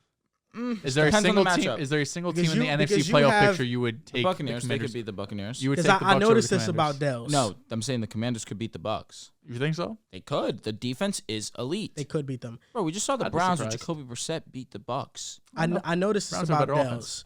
Brissett's Dehls better. always Panthers likes to beat the view Bucs, didn't things they? from a pessimistic view. Yeah, things go right. You heard me, Yeah, Dehls? beat the Broncos. Exactly. We're not good. You heard me, Dehls? I'm a pessimist. You like to view things from a pessimistic I'm a view, pessimist, right? We talk about Taylor Heineke. Joe sitting here like, he's been good, but he's not a franchise guy. Doesn't Hey, matter. I said the same thing. So Wrong. don't feel Now like- that, watch that clip. I said that's bullshit, man. That's bullshit. Give Taylor Heineke his credit. Why can't you just praise him? He's a good. He's He's a solid Can game you manager. stop? Why can't you just say, yeah, I he's did. playing well? I said I would rather choose have the Taylor weirdest- Heineke than Zach Wilson. I praised him. Because you act like I get up here every week, and when we talk about Tua and Hurts, you act like I don't praise their performance and then go, like, yeah, they're not franchise quarterbacks, right? Because I continue to be right and you continue to be wrong. Y'all hate when I do that, but you do it to Taylor Heineke, and now you're a good guy? We're talking about Tua and Jalen Hurts and Taylor Heineke. There's levels to quarterback So play. Tua's a franchise quarterback. Who would you rather have a starter franchise, Tua or Taylor Heineke? That's not the question at hand. I've said still Tua and Jalen Hurts have to continue playing, but I would love to have them as my franchise quarterback right now. They're a franchise quarterback, though, till you stamped. Have to keep showing it, but they're on the right track. Yeah. Just give But Heineke you his just credit, the man. thing is, I could It's say not that. listen, bro. I could say that, I can but say it with my chest. but Both you- these guys are franchise But quarterbacks. you continue just to find what's wrong with them and the negatives. While I say, of course, yeah, like you can make a 'Cause better there's throw negatives here. and everything. Yeah, but I'm the pessimist. I'm the one who's pessimistic. No, you just shoot it down completely. I can acknowledge. we're talking about Taylor Heineke. Let's be honest with each other. It's a great game, but they had some mistakes here. Taylor Heineke. Taylor Heineke didn't have a mistake. Cinderella run. He has a locker room right now. He does, and you no, for can't just sure. give him credit. Listen, you can't just be like, listen, for the Heineke did give season, him credit. I think he's a solid Heineke, quarterback. he did. You I have said to I would just- take him you- over. you I have would to- take him over you your have boy to Zach. think- you have Top to 10 you have to think- franchise quarterback. You What have does that have to say you about have to think Heineke? 5 years ahead Are and we say choosing- Taylor Heineke's not a all right, franchise let's guy. Come on, man. let's take it easy. Fucking guy. We're talking about Respect him. enough. He's one of the best Hey, backups in the hey, game and a good game manager. Enough. Backup. I'm putting He's it. starting. I'm He's putting- winning. Who What does that started tell the you? season? Carson Wentz or Taylor Heineke? Who should have started the season? Carson Wentz. No, Taylor Heineke We're should. arguing about Taylor Heineke. You got to talk to your guy over here. It wasn't me. Enough. Next So tweet. you think Taylor Heineke's a franchise quarterback? I never said that. Okay, but I just said. I said he isn't, and you're over here I fucking just said saying enough. that. I just said stop disrespecting Taylor Heineke. I just said disrespectful? please stop What did trying I to say that find was the negatives. disrespectful? What did I say was disrespectful Let's about Taylor just be Heineke? positive What did on I the say that was show. disrespectful about Taylor Heineke? You were like, he's not a franchise guy. That's disrespectful. After he's won 5 games in a row, come on, give him some credit. That's disrespectful. Why the first thing out of your mouth got to be, oh, hey, that's good, but he's not anything special. All I said was they don't have enough give him his damn juice. credit. Give him his damn credit. Just give him his damn credit. That's all I'm saying. Give him his damn credit. I'm giving him his All right? due credits. Has He's it ever? a I know you don't. high-level backup Listen, and a good game manager. I know you don't like winning quarterbacks. That's why you don't like Taylor Heineke. It's why you don't like Zach Wilson 5-2. You have a problem with winning with quarterbacks. My biggest quarterback agenda this season was Jalen Hurts. Have the best record in football. Oh, you're so smart. Everybody had them. No, you didn't. I You didn't have Jalen Hurts. I had you the didn't have Eagles Jalen as Hurts. the best team in the But NFC. if I do remember What are correctly, you talking about? you said the Eagles will go as Jalen Hurts goes. He's having an MVP type season because of that. They have the #1 record in all of football. in the playoffs, yeah, that's what they will go as far in the playoffs as Jalen Hurts goes. We're not in the playoffs yet. Stop moving the I had them at goalposts. 12 wins. Stop What are moving you the talking about? I goalposts. had them as the first team in the NFC. I don't want to insert myself into this conversation because I've been trying to shut it down, but I also have another statement that could support Joel in this situation. Oh, of course. Not Jalen Hurts, but that's it. You and I know, so that's it. All right. Next tweet. That's from Gucci Lightyear _. Tough name. If Mac Jones gets a wide receiver like DJ Moore, he'd be a top 15 quarterback, and New England would be a legit threat in the AFC. Top 15? There's a lot of good quarterbacks. Mac Jones could definitely be top 15. He with could a, be with better a than lead wide Tannehill. receiver. Would he be better? I'm trying to think who's in that Put Mac 15? Jones in Miami is similar numbers. No, it's I'll be not. honest. Oh my God. It's similar production. So Mac Jones would be top of the league in passer rating, in yards per attempt, and pass the highest passing grade. Yeah, DVOA, he'd lead the NFL in DVOA. Maybe not all those numbers. All right, so then enough. Most of them, yeah. Then enough. Most of them, yeah. Then enough. Most of them, yeah. Mac Jones would be really good in Miami. But We're he wouldn't forgetting do it to Mac us. Jones had 22 touchdowns and 13 picks as a rookie in an offense that had no wide receiver two. They didn't have a wide receiver two. Hunter Henry was very good. Hunter Henry. He was just good. a touchdown merchant. Hey, and that's why he had, 10 of Kendrick 22 Bourne, of Nelson Mac- Aguilar, those are all wide receiver threes. Those aren't even wide receiver twos. If Mac Jones had two legit options like Tyreek Hill and Jalen Waddle, yes. Josh McDaniels he'd really be in blessed. the MVP conversation. Bro, you have to Josh stop McDaniels. acting like Tua's been the 9th best quarterback in football. You have to. That's how you treat him. You have to. He's been facing light defenses. Oh my God, bro. Next tweet. These next couple of games, tweet. there's a test. No, Next for I know you sure. don't like Mac Jones. For sure. I have nothing against You don't like Mac Jones. I think No, Mac so Jones. you- I think when I you- have the same comp with Kirk Cousins. That's his high end. I think he could be the same exact person. Before the That's a- season, you that's a took Mac high-level Jones guy. over Tua. Okay. Did. I took Going a back lot on of your guys over word, to you. You're flip flopping. I've Mr. been Flip-a-side? in on Tua for a while. Let's be honest. No, you have not. This since the Ravens game, I've basically All right. been in. Yeah, obviously not for fucking Stop years. lying, man. Stop lying. How about you stop lying? How about you stop capping? No, because I see shit on the field and I could change my opinion. You change your opinion 7 different times. I do it once. Really? Yes, really. Really? You're literally Mr. Flip Aside. Mr. Flip aside, but that's the nickname came from other things, not just the takes. Dude, I'm I'll sorry, tell you man. that. It's not just about the paper. It's mostly about your opinions.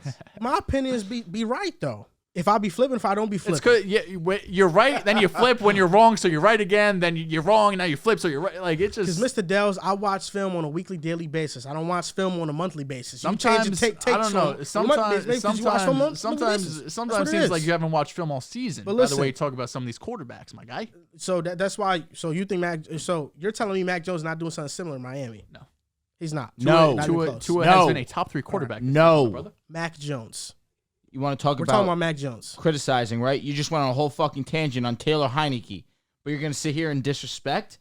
Disrespect who? Get out of here. You're disrespecting Mac Jones. No, I'm not.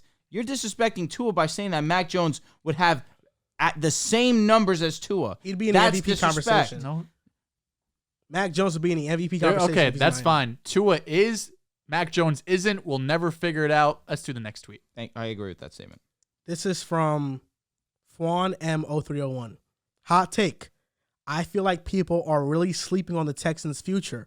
They have 20 draft Ironic. picks in the next 2 years, 4 first rounders with Dameon Pierce as a running back, they can make some noise in the next 5 years. John Mechie coming back. I'm just laughing that they highlighted Dameon Pierce, Dameon who's had a Pierce. couple of down weeks. He has, bro. He's struggled. Derek Stingley, Jalen Petrie. The issue with the Texans is Don't hate, they've bro. really Please never shown an ability to put a team together. Even in Deshaun's best seasons, it's been Deshaun figure it out on offense, and you've had the weapons with D-Hop and Fuller. Then you But they trade have the D-Hop best- for David Johnson in a second-round pick. They have the best tackle duo in the league, though, and Titus Howard and Laramie Tunsil. Laramie Tunsil. That's one of the better ones in the league. So they're figuring out the offensive line. They're figuring out the defense. I'm not sold on GM. I'm not sold on head coach. The owner seems kind of indecisive at times. I don't know. Is that McNair, right? Yeah. Yeah, he sucks. I don't know, but this GM, this past draft, Derek Stingley. He took over Sauce. That's a good pick. Come on. I'm not saying that Sauce isn't better than Stingley, but Stingley's been great this year. Let's just not say like I know, it's but a bad pick. It was the number 3 overall pick. And the number 4 and overall Sauce pick went was better. 4. I know. I'm But, just but saying. marginally. Sauce has been arguably the best corner in football this year. Yeah, but Derek He's also in a Stingley. huge market. Derek Stingley. It doesn't matter. His production is is good. the But best. and Stingley's is right And there with I'd his. say Derek Stingley is going to be great. He's not just going to be. He's going to be a great corner. I'm with that Honestly, if 100%. I was the Texans at 3, I probably would have traded down and not. So signed corner. Derek Stingley, Jalen Petrie, they fixed 2 holes in their secondary. Dameon Pierce, they got a good running back. They drafted Kenyon Green.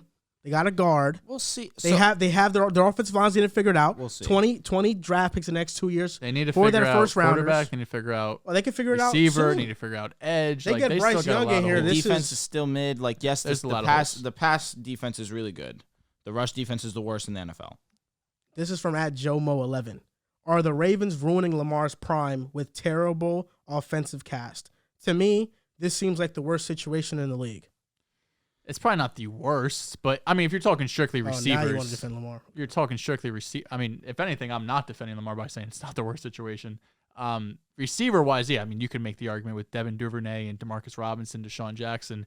The defense has been failing them this year. I mean, it's not all on them because obviously when you score on offense, leads. you get you get the ball back on offense for Lamar. But there's been 4 times where they've let up double-digit points in the fourth quarter. That's 4 games they could have very easily won, and you're looking at them damn near as the 1 seed. Now, obviously, you don't win all those games, but if you win half of them, they're already sitting at, what are they right now, 7-4? They would be at 9 wins right now. They would be in contention for the number 1 seed.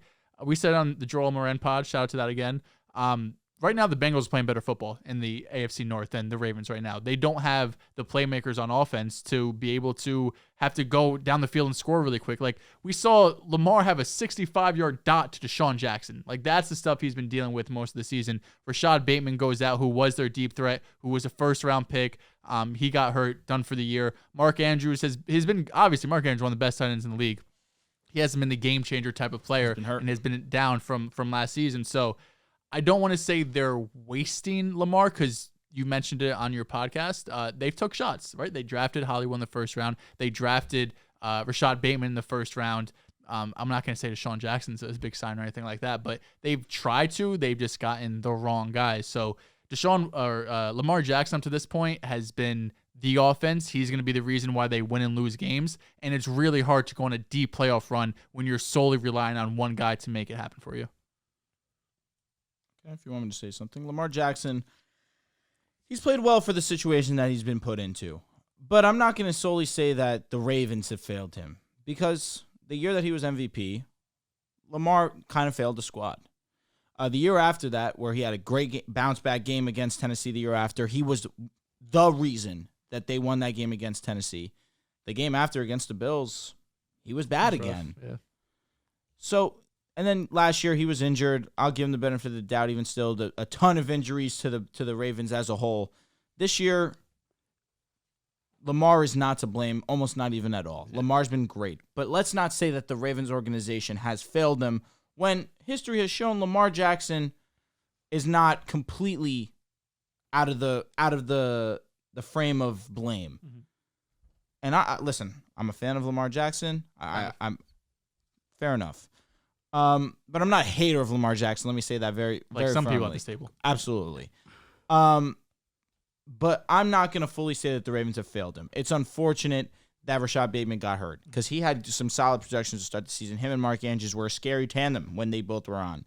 Trading Hollywood, I didn't love that move, but it Hollywood wanted out. made sense exactly. Hollywood wanted to first round move pick on. for him is good Exactly. value for That's Hollywood. great value. The only thing, sorry, go ahead. No, but the defense still, it needs to step up, especially late. Lamar has a chance to come back down the field, of course, but he's against the Dolphins. He left the field winning by 3 points. This past weekend, he left the field winning the game. He put his team in a position to kick the game-winning field goal. It's like, what is he? What more are we asking of Lamar when he's in the situation that is Mark Andrews, who's already banged up, and as you already alluded to, Demarcus Robinson and Devin Duvernay. Yeah, the Giants game you could look at, he threw that interception at the end of the game. But that Dolphins game, they gave up 28 in the fourth. The Bucs game, they gave up 12 points in the fourth quarter. They still won that game. And then this past week, the Jags game. I mean, shout out to Trevor Lawrence, who had a sensational fourth quarter drive. The last thing I'll say is I wish they invested more in running back this offseason. They relied on J.K. Dobbins and Gus Edwards, who were coming off season-ending surgery to stay healthy. And Gus Edwards took some time to get back. He's back. He was out for a couple of weeks. Now he's back. You have Dobbins, who's back practicing again, but you can't rely on him down the stretch. And who's our Kenyon Drake? Did you expect Dobbins to take this long to come back, though? No, I thought Dobbins would be back damn near ready for week one. Facts. But it did turn out there was more than just an ACL tear that wasn't initially reported, which is part of the reason why. It's a cool subject, right? Lamar Jackson, lack of help, terrible offensive cast. Listen, I think this tweet is right on the money. I agree with Joe Mo. Joe Mo is spitting facts. Lamar Jackson and Josh Allen are the two. They are what heliocentrism would be if we're in the NFL. The offense is them. It's only them. And they have to play at an amazing elite level every single week in and week out, for them to have a chance to win.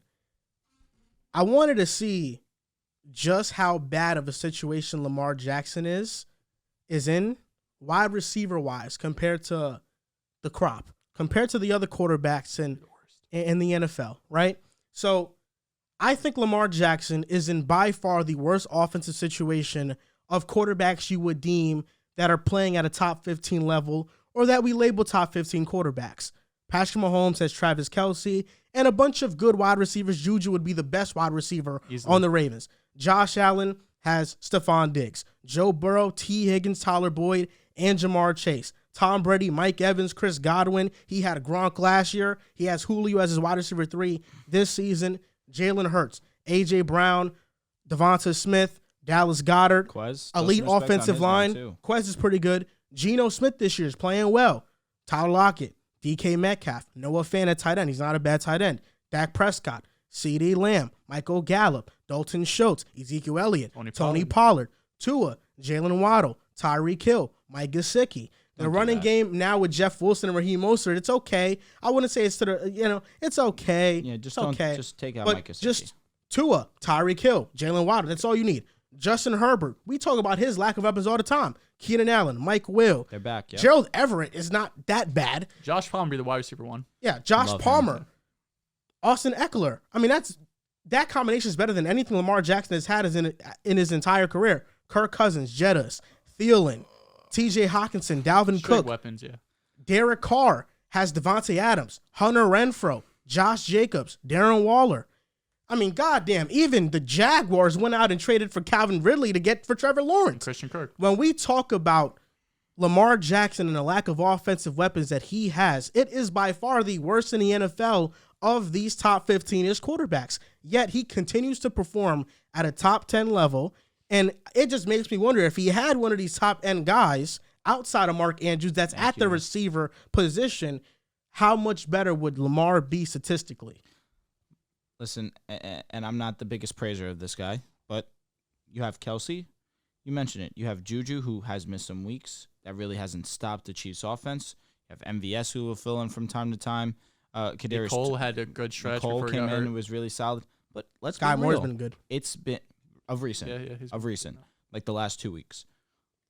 It's been Kelce who's been the dominant force. Now, similarly to the Ravens, Andrews is not as good as Kelce. There's a difference between the two. For sure. But Mark Andrews is the second best tight end in the league. He does not have the luxury of a Juju, of a Sky Moore even. But let's not pretend like Mark Andrews isn't in that upper echelon of skill position players, though. You also don't have an offensive coordinator in Baltimore that is a pass-heavy coordinator. Well said. He's a run designer. So the passing concepts are elementary. So Lamar Jackson, who is the best rushing quarterback in the league, is top 12, I believe, in rushing still. He's doing his job, the offensive coordinator. Lamar has to do what he needs to do in order for the passing game to be as effective as it is. And yes, he does not have the wide receivers to do so. But when Mark Andrews is on the field, there should be no excuse. Hope they get Bijan. That would be insanity. I hope they That do. would be insane. They need a home run hitter in the backfield. I'm not gonna lie. I'd rather have Gerald Everett, Mike Will, than Andrews. Oy. I I disagree think I'd rather have wholeheartedly. Andrews. I'm not high on either Everett or Mike Will. They're fine, but Andrews is elite. Also, we have to remember who's throwing them the rock. It's not no average Joe. It's Herbert. Yeah, Justin Herbert's elite. So Shout that's out it. Lamar, man. Free Lamar. I've been tweeting No, that. for sure. For sure. And you Bring him to know, the Jets. It Dehls sounds like I'm and, hating on him. It sounds like I am. But I'm just acknowledging that you have Mahomes, who's the cream of the crop right now, who's not doing with, outside of Kelsey, of course, who is the guy. Yeah, It's but it's Mahomes and slightly Andy above Reid. average. There's just That's where outliers, that's you know what I mean? that's the Like, difference. Andy Reid. Imagine Lamar in an offense with Breece Hall, Garrett Wilson, Elijah Moore, Corey Onto Davis. him. We're talking about a top 5 offense. If Lamar Jackson somehow becomes available, Joe Douglas gets aggressive in the offseason, that would be a perfect fit and would bring legitimate Super Bowl conversation to the Jets. oh, there's no doubt. There's no doubt. I'll get that Lamar Jackson jersey in a heartbeat. I can't. I have a curse. You do have a curse, so I'll cop it for you. But also, As in, like, I'll wear it. word. I also just feel like any Jets shirt. It's the Jets over the years. Like I don't know. So you I know could have what's the copped thing, anybody. Dehls, It is probably that- would have been bad. One thing about me, man, Lamar Jackson, when it's Tom, Elijah's gonna it's have to give Tom. up his number. Yeah, oh yeah. I mean, Elijah might not be on the team. With Lamar Jackson, when it's time for me to be critical, I'm critical. When it's time for me to give him his respect, give him his respect. I'm honest. I'm flip-flop. truthful. I'm truthful. That's what I am. I'm truthful. You just like he has one I'll tell great the game. truth. Oh my God, he has one bad game. Come on, Lamar. Like I tell the truth. He you definitely. sometimes you just gotta be So more he- even he- I was keeled. gonna say, I feel like when it comes to Lamar, I feel like I'm the most even keel when it comes You to said him. Kyler Murray was better. Exactly, fair. and I feel like even still as a passer, I'd still would take Kyler. That you think that's fair? Why? Fair's No, fair? no, I'm saying it's fair in terms of he's the most even keel. Yes. Because I'm obviously the biggest Lamar supporter. You flip flop every fucking 2 weeks. I've so- never been a hater of Lamar. I actually Me do either. like I Lamar, like Lamar too. but Awesome. there's certain aspects of his You've game had that I already don't two love. nicknames discouraging Lamar Jackson. I already retired the Norm Lamar nickname. What about come on, Lamar? He has come on moments. Why wouldn't I What say quarterback doesn't? that? Exactly. Say it for every quarterback. But you don't. Yes, I do. Come on, Mahomes. Are you with me when I'm watching games? That one I felt say it good. all the time. No, you don't. Just this. Have you ever said, time. "Come on, Zach"? Yeah, all Liar. the time. I doubt Liar. All the time. Liar. Bro probably makes 100 mistakes. Matt and Ryan shit. the other day when he threw the interception, even though it was Pittman Swat, I said, "Come on, Matt. Come on, Matt." I say it for gross. Lamar. Come on, Lamar. You got to play better sometimes, as a man. This is from Tavita Lowell. Sean Payne said the NFL could be heading to a lottery system. Your thoughts? What are the chances this happens? I think 0. I also There's think no. it's few There's very, not games. a. very low. There's Too not a few tanking games. problem in the NFL. There's not. Like, at all. Debatable. When's the last team that just Oh openly no, tanks? for sure. There's not a no coach, no players go onto the field to lose. Of course. But there are people in the front office that try to encourage the coaches and the players. I guess to Miami. play. Exactly. Yeah, Exactly. that's true. That's the exact situation I was That's true. thinking of. I don't think it's gonna happen. It'd be No, cool, but I it's not gonna happen. don't want it It'd personally. be horrible because the bad teams would have no hope. Exactly correct. These smaller market teams, I mean, not that really that happens in football. Really, Yeah, Kansas it's pretty, City's the it's pretty best even team keel. in there, though. Yeah, exactly. market. It's- I feel like Missouri. quarterbacks should get to pick their landing spot, though. Fuck that. You don't think so? No. I feel Although like the quarterback position Eli is just, kind of did it. I'm going to be honest, but the True. quarterback position is so hard to play that if you pick the wrong situation, it could totally derail your career. Yeah, but you get paid Look at millions Zach of Wilson. dollars. If he went Look to at San Zach if he went to San Fran, he'd be a beast right now. Who knows? He'd be a beast. He'd suck. This is from @Chino_FTW. With $130 million in cap space and 9 draft picks, do you think the Bears can have a Jets-type jump next season? Jets type jump is a lot to ask. Because you're asking a lot from that defense. Not only are you asking a lot of I believe Justin Fields. No, I believe do, in but him. I don't think the offense is the biggest issue. I think it's the defense. Exactly, because what you're asking the front office now with all these picks is, you have to cater to Justin Fields. So let's get him another wide receiver to pair with Mooney, even though you did just trade for Claypool. Let's help him with the offensive line, even though he is mobile and doesn't really need it that much. This defense, that's atrocious. That's let up 30 points, 4 out of the last 5 weeks, and one of those weeks being 27 points to Atlanta. The defense is horrible. Figure that out. You traded Roquan Smith. You understand that you did not want to allocate money towards his contract. Now let's go and spend some capital and try to fix the defense. And it's hard to have this type of jump because as much as I support the Jets, not every offseason do you get a generational corner, a generational running back before he got hurt, and you sign DJ Reed, who's been a top 10 corner this year. Yeah. It's just, that doesn't really happen in many offseasons. So, the Jets, it's good scouting and, good allocation of resources to sign DJ Reed, but you're going to miss on guys, right, which is inevitable. So I think you're hoping a little bit, but I mean, if you think the Packers take a step back and you don't think Detroit's right there, Jordan Love is going to be hard. And you also were pretty fortunate in certain aspects as well. CJ Mosley is healthy, really. Yep. Quinton took a strong leap. For sure. Lawson Bryce comes back. Huff's been really solid. Jermaine's been good. Pretty solid as well. Solid. I mean, there was definitely pieces on the squad that you had hope in. Garrett Wilson. Everything just hit. Garrett Wilson's a stud. Yeah. I believe in Matt Eberflus and his defense and what he can coach.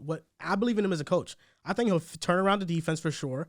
I mean, Robert Saleh, last year the defense was not good. He turned it around. Worst in the league. Yeah, turned it around, and this is similar personnel. I mean, we got Carl Lawson back, Sauce, DJ. Actually, we made an overhaul.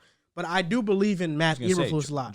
Jordan Whitehead, Poyer as well. I believe in Matt Eberflus Joyner, a lot. Excuse me. I believe in Eberflus a lot. I think he'll definitely coach up a pretty good defense. Now, this is from @Miguel_1529. Last tweet. Why don't the Saints start Jameis Winston instead of Andy Dalton? Because Andy hasn't done anything for them. And after this week's performance, I think it's time for a change. Doesn't matter. Neither of these guys are franchise quarterbacks. I mean, if you want to start Jameis, go ahead. The results are probably not going to change much. Maybe Olave has more yards. Targets. Yeah, exactly. He said after this week, Dalton should be benched. Dalton had 204 yards, 62% completion percentage, and an 83 passer rating against the Niners defense. I was going to say, I mean, this is the rough week to really finally have your verdict on Andy Dalton. Jameis Winston on the year completed 63% of his passes, 858 yards, 4 touchdowns to 5 interceptions, a 79 passer rating. This is Andy Dalton. Has completed 66% of his passes for 2,000 yards, 14 touchdowns to 7 interceptions, and a 95 passer rating. He has been better. He has been exponentially better. Exponentially better. You know how I spell that? Yeah, of course I do. Spell it. EXPON. EXPONENTIALLY. Fire. Thanks. Appreciate it. I think that's right. You know it is. It is right. Of course it's right. The EN, I'm impressed. Thought you were going to fold. It almost got me. Yeah. It almost got Respect, me. man. But Andy Dalton, even when I turned on the tape for the Saints, I thought it was clear that he was a better quarterback. Jameis Winston, maybe the loss of Sean Payne was that big for him, but he's just too turnover prone and too sporadic and inconsistent. The best moment for him was week 1 versus Atlanta, and even then, that started out rough. Yeah. He didn't get going until the fourth quarter, so I agree with Andy Dalton remaining the starter. He at least doesn't cost you the game like Jameis would. I need Emmanuel Acho to get rid of this Justin Herbert social media take, dude. It's so bad. Yeah, it's really bad. Surprised you don't agree with it. I came onto the show and said very clearly, I'm not a supporter of this Herbert's mid opinion. It's a pretty nuts take. Stupid. It is a nuts take. It's really dumb. That's what your boy VBS be pushing now. I know, and I agree with him on a lot of shit. That shit is not it, though. A lot of shit meaning? Anything Tua related, he is talking gospel.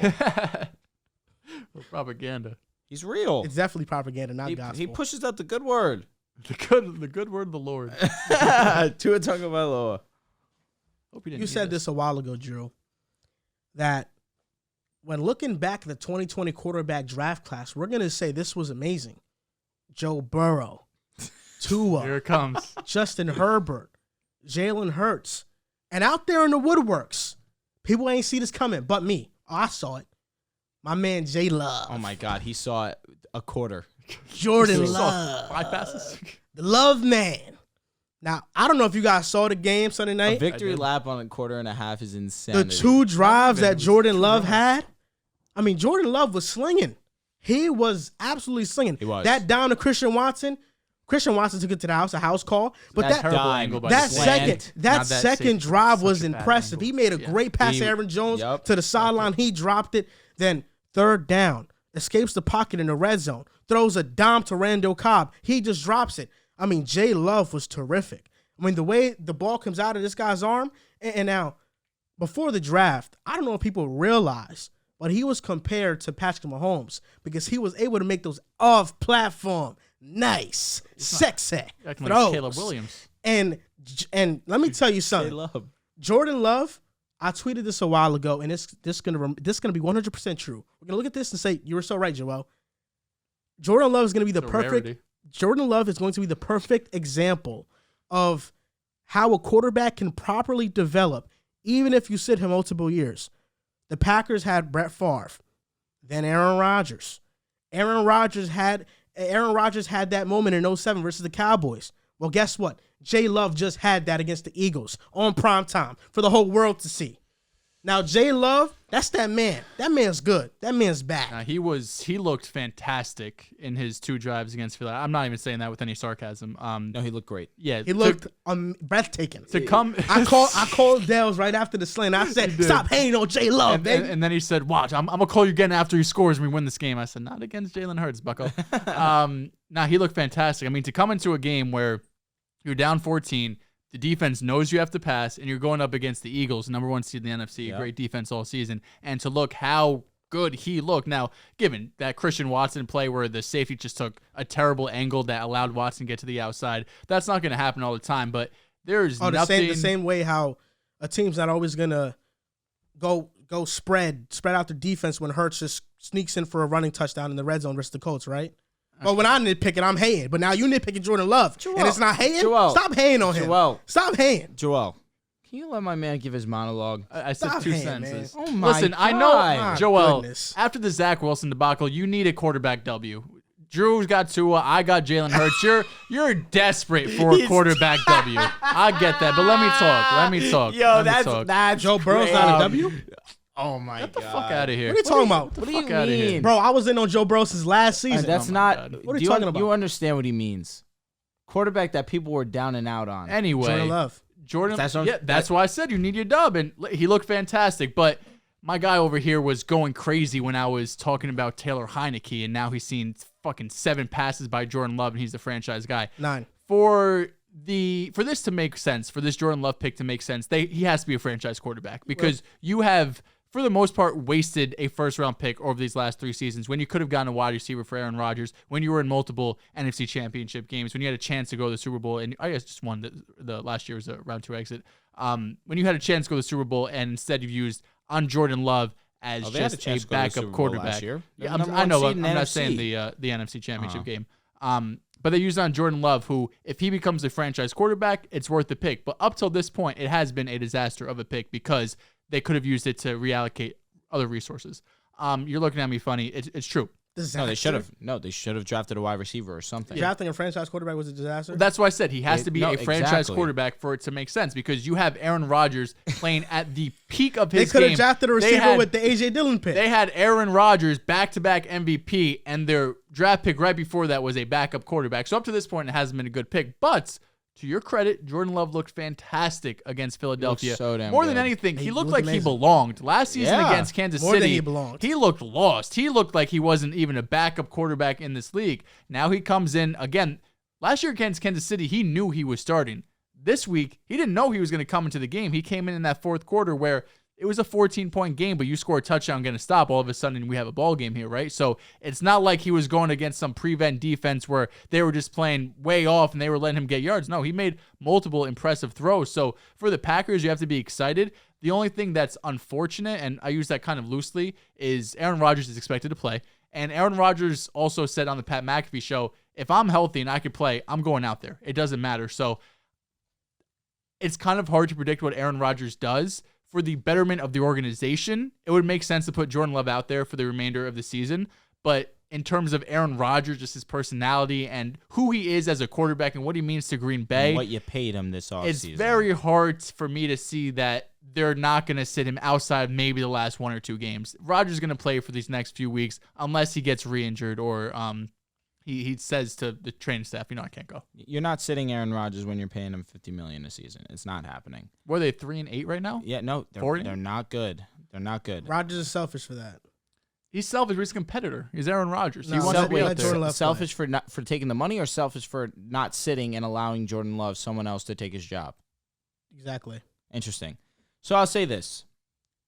Jordan Love looked damn good. There was a lot of in the short number of passes that he has, but the passes that he did have, almost every single one of them I thought, wow, great decision. Wow, great throw.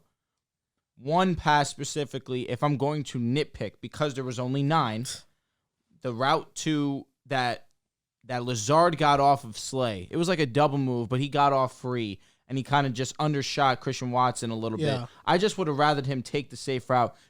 Maybe Lazard makes a play happen and gets into the end zone regardless, but instead he kind of went for the deep play with Christian Watson. I understood the logic. Short-armed it. But exactly. And he could have had a touchdown with Lazard potentially. But it is big play Slay. You're probably being mindful of that. You don't want to test him, especially making your one appearance. God forbid you have an interception on the resume, especially when you had a good game.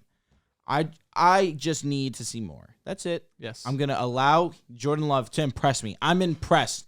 I notice for sure. He's got me on notice. Called him a joke. I did. He looked like a joke in training camp. A lot of throws, he looked like he wasn't taking shit serious. It's like 5-second clip. It's a few of them. I'm just saying, I'm definitely intrigued with Jordan Love, and when he steps onto the field again, it'll be cool. You better be careful.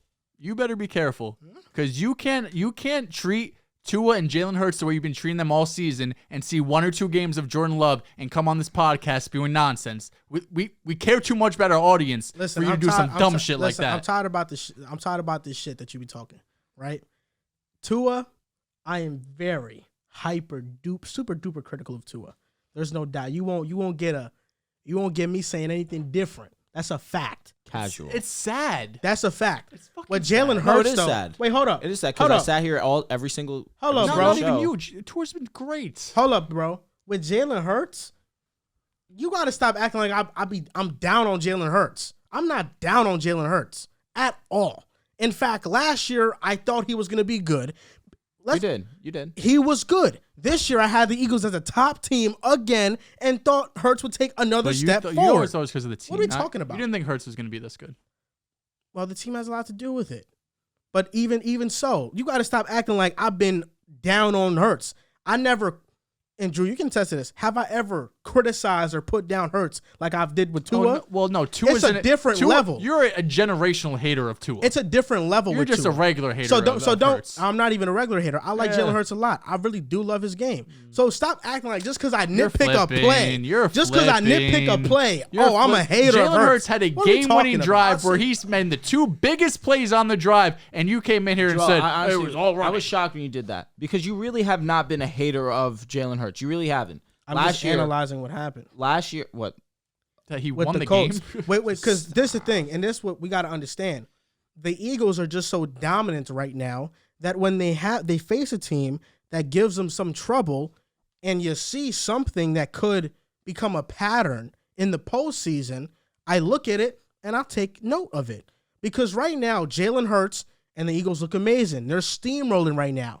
But those little mistakes, I take into account. I take notes. And in the postseason, they might show up. Honestly, if we're being honest, the real issue over these last couple of weeks with the Eagles have just been some weird turnovers. The Washington game, they had a perfect ball to A.J. Brown that goes through his hands. The defender gets it. You have a big play to Quez who gets punched out, and then you have a Goddard fumble. That's the reason why they lost that game. And then you have the Colts game where it really wasn't any turnover issues. I know Jalen Hurts had the fumble. Even still, he was gearing up to throw the ball down the field. It's not like he didn't see. Well, for me, it was more so just not making the correct play on these on read options and stuff yes, like he that. made a couple mistakes, but for the most part, like they still won the game. And the biggest issue right now is They just can't have weird turnovers. That's the only reason they lost that Commanders game. They won the Colts game, and this Packers game, they just put up 40 points. The Packers were on their heels the entire night. They could not take their foot off the gas, and they stayed on it till the fourth quarter. Now, I understand it was a mostly rushing attack. They had 350 rushing yards, and I'm surprised you didn't, hate on Jalen Hurts for not throwing the ball. That's growth, though. I respect that. We didn't talk about the game. We see multiple ways for the Eagles to win. We've seen Jalen Hurts be able to win with his arm, and we know he could do it with his legs. 150 rushing yards is something that only a couple of quarterbacks in this league can do.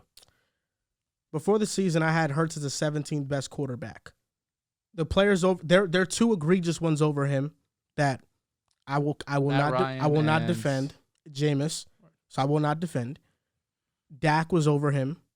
I still think that's a debate. I know that Hurts is in a great situation right now, so it might not look like it, but Dak is a great quarterback. For sure. Derek Carr, in that situation he was in.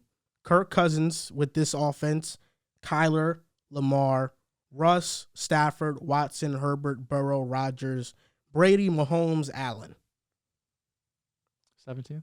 Yeah. I mean, how many? Well, I would definitively, 15th spot. How many of these quarterbacks on a year-to-year basis do you think Hurts will be consistently better than? I don't think Allen. I don't think Mahomes. No. I don't. Rodgers and Brady, well, they're closer to retirement. Yeah. So I'll say Burrow, that's 3. Herbert, that's 4. Watson, that's 5. Lamar, that's 6. Tua? I guess you could put 2 in there. I think they're very close. They are. Kyler, if he gets the right offensive coordinator and the right offense around him, I think he'd be better than Hurts. So I guess Hurts is in like the bottom half of the 10. He's a top 10 quarterback. And Matthew Stafford, man, I don't know if he's going to be in a good situation again because the Rams are in hell. I don't think he is, but sadly. When he's in a good situation, he can be just as good, if not better. Yeah, but unless he gets traded, I just don't think that's going to happen. Same thing with Dak. I think Dak deserves to be in that conversation. Yeah, not for sure. But like I tweeted this. I tweeted this a while ago, and I know, Drew, that you had this excuse me. You had this thought a while ago as well. I tweeted this back in 2020. I may have not realized how good Tua was going to be this year, but top quarterbacks from the 2020 NFL draft: Joe Burrow, Tua, Herbert, Love, Jalen Hurts. This quarterback group may go down as being the best collection of quarterbacks drafted in one class. This doesn't move me. That's facts. No, but it really is true. No, it's true, but like, why are you bringing up that tweet? Oh, that happened after they were drafted, December 21st. Okay. Yeah. I'm just saying, this draft class is awesome. It is. No, for sure. I just felt like you were trying to save face. But J Love is going to be him. He's going to be the best? Maybe top 3. I'm not going to say the best. But top 3, he has a chance. So Herbert to Jordan Love? Burrow, Herbert, Jordan Love. Okay. J Love. That's my guy. And, Rodgers it really irks me that he's starting. Really does. Come on. Jordan Love, man, come on. The schedule of past defenses remaining for the Packers: the Bears, Rams, Dolphins, Vikings, Lions. That's cupcake for J Love. It is. That's cupcakes. Yeah, Rodgers going on that though. That's ridiculous. Deshaun Watson is returning this week. It's only right we have a topic about him. He's making his return versus the Texans, reinstated after the 11-game suspension. We were talking about it a little bit before we started recording again, that for some reason the lawyer that was working on the case is going to be at the game along with the accusers. Found that a bit odd. That was definitely found that a bit odd. Do you think that it's going to affect Deshaun Watson's psyche in any way in playing this game? I don't think so. It's a very strange flex to have because, listen, I don't know the whole story, but it does. If they bought that suite, you're supporting the Browns and then, turn supporting Deshaun Watson in a way. It is technically the Texans. It's at Texans. It is. Okay, that's true. It's not a home game. And who knows? Maybe the Texans got them the seats or something. But I'm excited for Deshaun to return, for sure. I mean, the last time we saw him, he was playing at a top 5 level. I know his last season, only 4 wins, but before that, he was really carrying this team and the sole reason why they were able to get to the playoffs. They had a 28-0 lead on Mahomes, right? Yep. And Mahomes, just being Mahomes, came back and won that game. We saw, like, Deshaun's peak. He is one of the best quarterbacks in the league. The only issue with the Browns right now is they're not losing because of lack of quarterback play. Jacoby Brissett has came in and been a high-level game manager. He's really done his thing. Good touch-on-interception ratio, good quarterback rating, all those things you look for. It's really been the defense. It's been one of the worst defense in the league right now. So for the Browns, I think most fans at 4-7, you're probably looking at it as a lost season in terms of you're not making this late playoff push. You would have to really win out, and even still, you're 10-7. The Jets are probably gonna be around 10-7. The Dolphins are probably gonna surpass that. You have the Bills, so there's only a few playoff spots there, and that's assuming you win out. And they have a game against the Bengals, and a couple of other tough teams as well. So in totality, I'm excited for Deshaun to return, but I'm not expecting this team to, make this late season push and get into the playoffs. Last we saw Deshaun Watson, he threw for almost 5,000 yards, had a 70% completion percentage, 33 touchdowns, 7 INTs. One of the best quarterback seasons we've ever seen. That is a 100% fact, and that was the year he lost DeAndre Hopkins. It'll be an interesting debut, especially the environment that he's going to be in. Super crazy that this is the game that they decide to have him return. It almost makes you believe in conspiracy theories almost, that it's 11 games and to the one exact he returns back to Houston. Definitely crazy. But it is a very highly anticipated game. I am looking forward to seeing Deshaun return to the Browns. Definitely interested into hearing the reaction that he's going to get. I can only assume that it's going to be nothing but negative. That being said, he returns to a Browns team that has not been playing overly bad on offense. You mentioned it perfectly. Jacoby Brissett has been a solid game manager, but the difference is Deshaun Watson is not a game manager. He's an elevator of any offense that he's going to be on. And with Amari Cooper being a solid wide receiver option, one of the better wide receivers we've seen this season, David Njoku taking that leap into one of the better tight ends in the league. You can make the case that Njoku's a top 5 tight end right now. Mm-hmm. Nick Chubb, who's been a top 5 minimum running back, top 3, honestly. He's been all-world. DPJ. Kareem Hunt, DPJ, thank you very much. Kareem Hunt now definitely becomes a little bit more intriguing to me also because of the pass catching abilities that he has and Deshaun Watson's ability to just see whatever play makes sense to him, whatever can benefit the offense most. DPJ definitely is one of those guys that I'm looking at and becoming even more intrigued in because we saw him already have success with Jacoby. Now you're getting Deshaun, who, like I said, is an elevator on any offense he's on. We saw what happened to Will Fuller when he had Deshaun Watson as his quarterback. DPJ has a bunch of talent, and Deshaun Watson's only going to unlock that. But it's going to be a lot of getting his feet under him, I should say. This really is just a preseason run for him for next year. That next year's the real Cleveland Browns season. Riv said it perfectly, and there's a reason why Riv came here 5 weeks ago making sure that we all knew that his Cleveland Browns agenda was alive and thriving because he understands that Deshaun Watson is a different type of guy. Deshaun Watson is an amazing quarterback, and I don't know how he's going to come back. 2 years off is a long time. It really is a long, long time. I have a feeling he's not going to miss a step, though. That's just my gut feeling. I think he's going to be better than Jacoby Brissett. He's the shot. I think the offense is going to be unlocked fully. The Browns they've lost too many games for them to be in the playoff hunt anymore, and it's because of games early in the season that they lost to the Jets, the Falcons, the Chargers, the Ravens. You win 2 of those games. I think this stretch, we're probably looking at the Browns like, wow, I think they can make the playoffs with Deshaun Watson. But you look at the next couple of games, the Texans, Bengals, Ravens, Saints, Commanders, Steelers. I see 4-2 at best, and we know the NFL is unpredictable, so that's probably 3-3. The Browns will finish all right. But would you be shocked if they lost this week? I know the Texans are bad. I'd be shocked. I would definitely favor the Browns. But if there's one game that the Texans are looking for and they circled on their calendar, it's definitely this one. I think it's going to be hard. They have one of the worst rushing defenses in the NFL, Nick Chubb. I think right now it's +7 for the Texans. Yeah. Interesting. Definitely one I'm looking at. So for me, I think that they're going to win out most of these games, but they just put themselves too back on the loss column. But talking about, I don't want to talk about Deshaun too much because I know what he's going to be. I just want to shout out Jacoby Brissett. Respect, man. Jacoby Brissett. Well said. This guy, New England, learning under Tom Brady, Jimmy Garoppolo, goes to Indianapolis, was the backup, became the starter because Andrew Luck retired. He played somewhat well there, didn't get a second shot. He goes to Miami, backs up Tua. Now he's in Cleveland. Deshaun is the starter, but he's the backup. He starts because Deshaun is suspended, and he played well. He's 12th in yards. He has 12 touchdowns on the year to 6 interceptions, and he has a 61.3 QBR, which is the 7th in the NFL.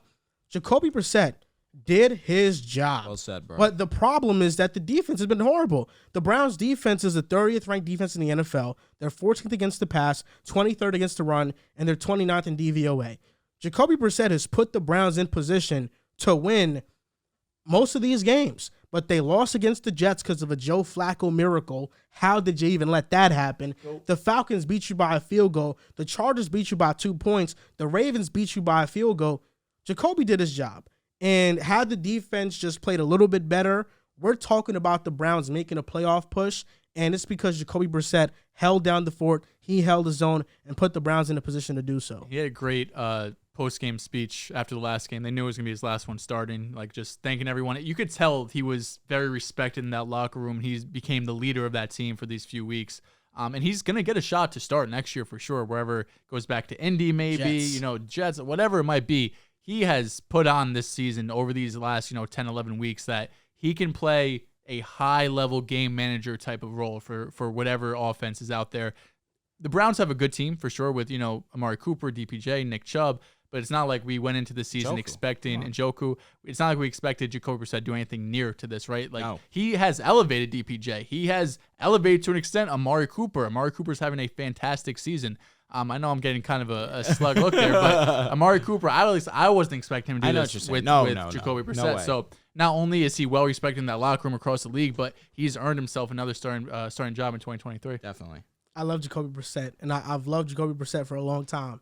That's been one of the quarterbacks that I've really been keen and fond of. Odd flex, but word. I have August 17, 2019. What is this pulling up? Like, how many times are you going to do this? This is the last time. August 17th, 2019. It's from me.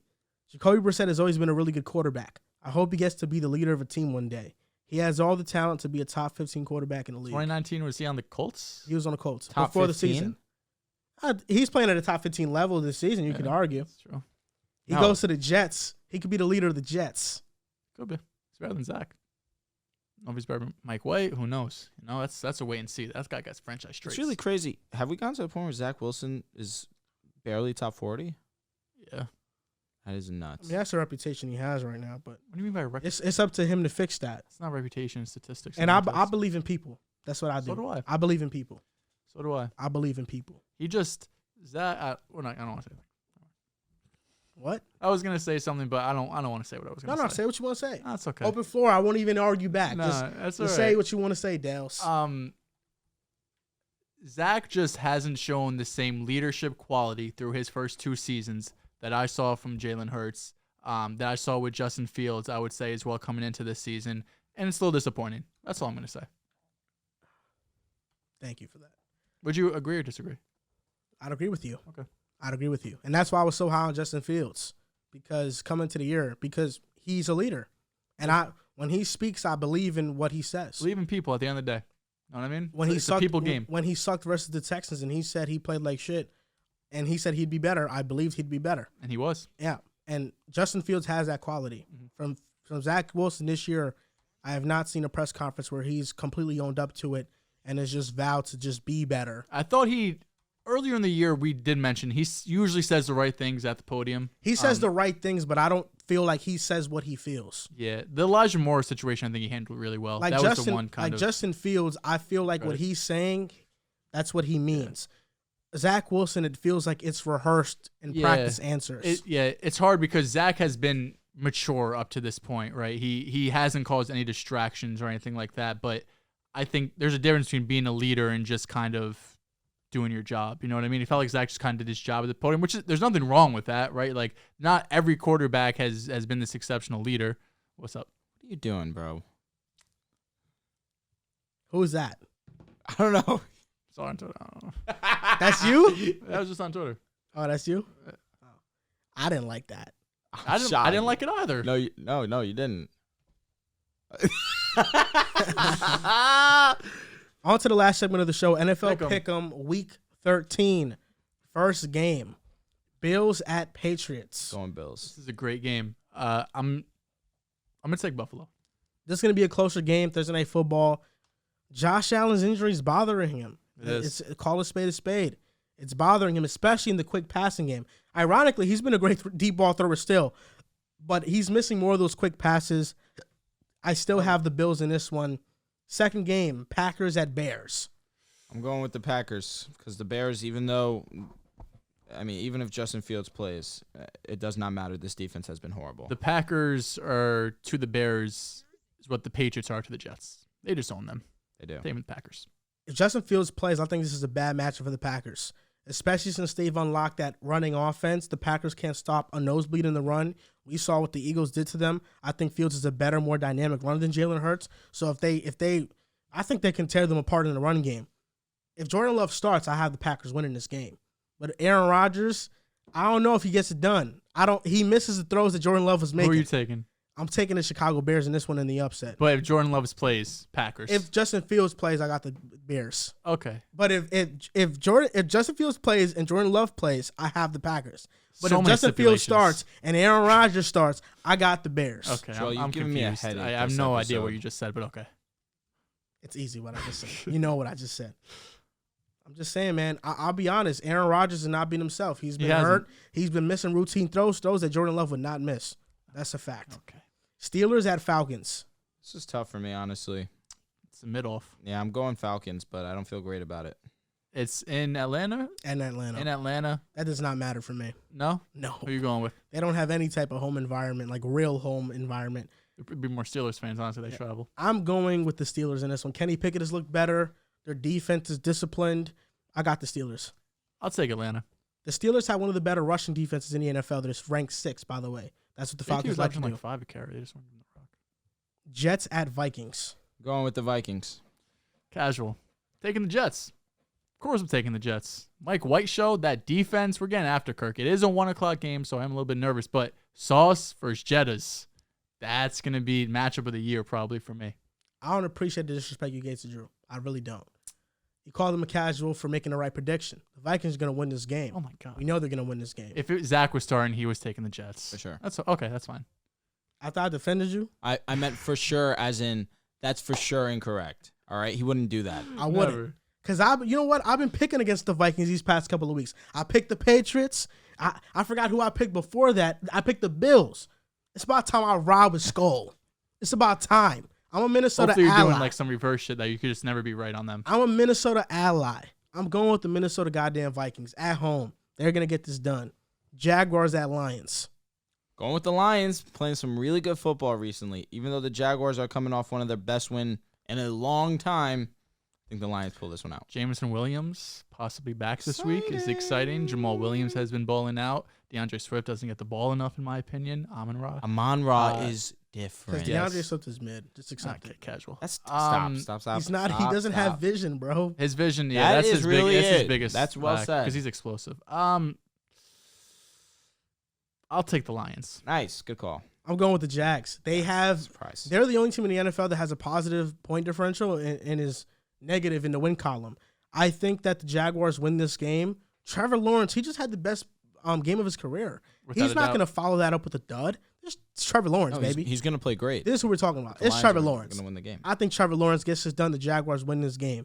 Titans at Eagles. This is another. This is a great game. Really tough one for me to It pick. is tough. Two physical teams. They love to get after it. I'm going with the Eagles. It's in Philly, right? Philadelphia. It's in Philly. I don't know I'll if take the Eagles. I'm going to go Eagles, but I like the Titans, man. The A.J. Brown versus Traylon Burks show. Hot. The two guys.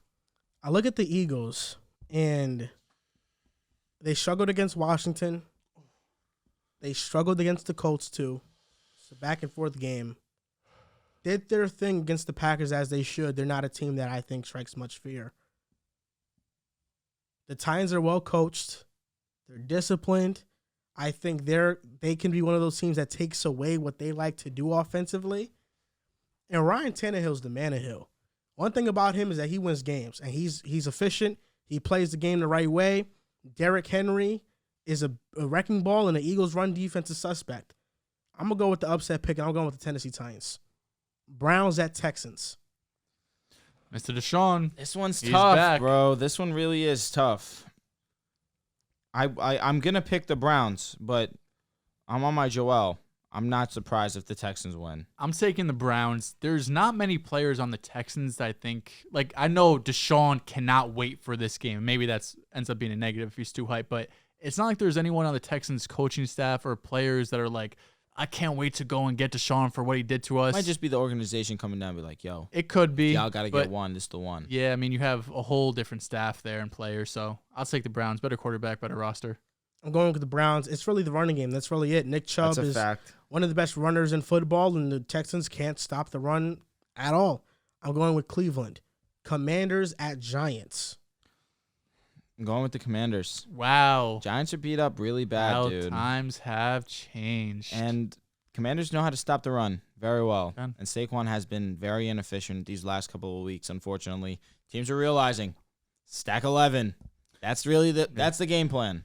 I'll take the Giants at home here. I think they'll end up splitting because they play again down the road, right? 2 so weeks. I think they'll end up splitting. They get one, and then Commanders get one later. I think the Commanders are happy for this game because after this game, they have a bye week and they face the Giants again. Can I be That's honest so with you unfair. too, bro?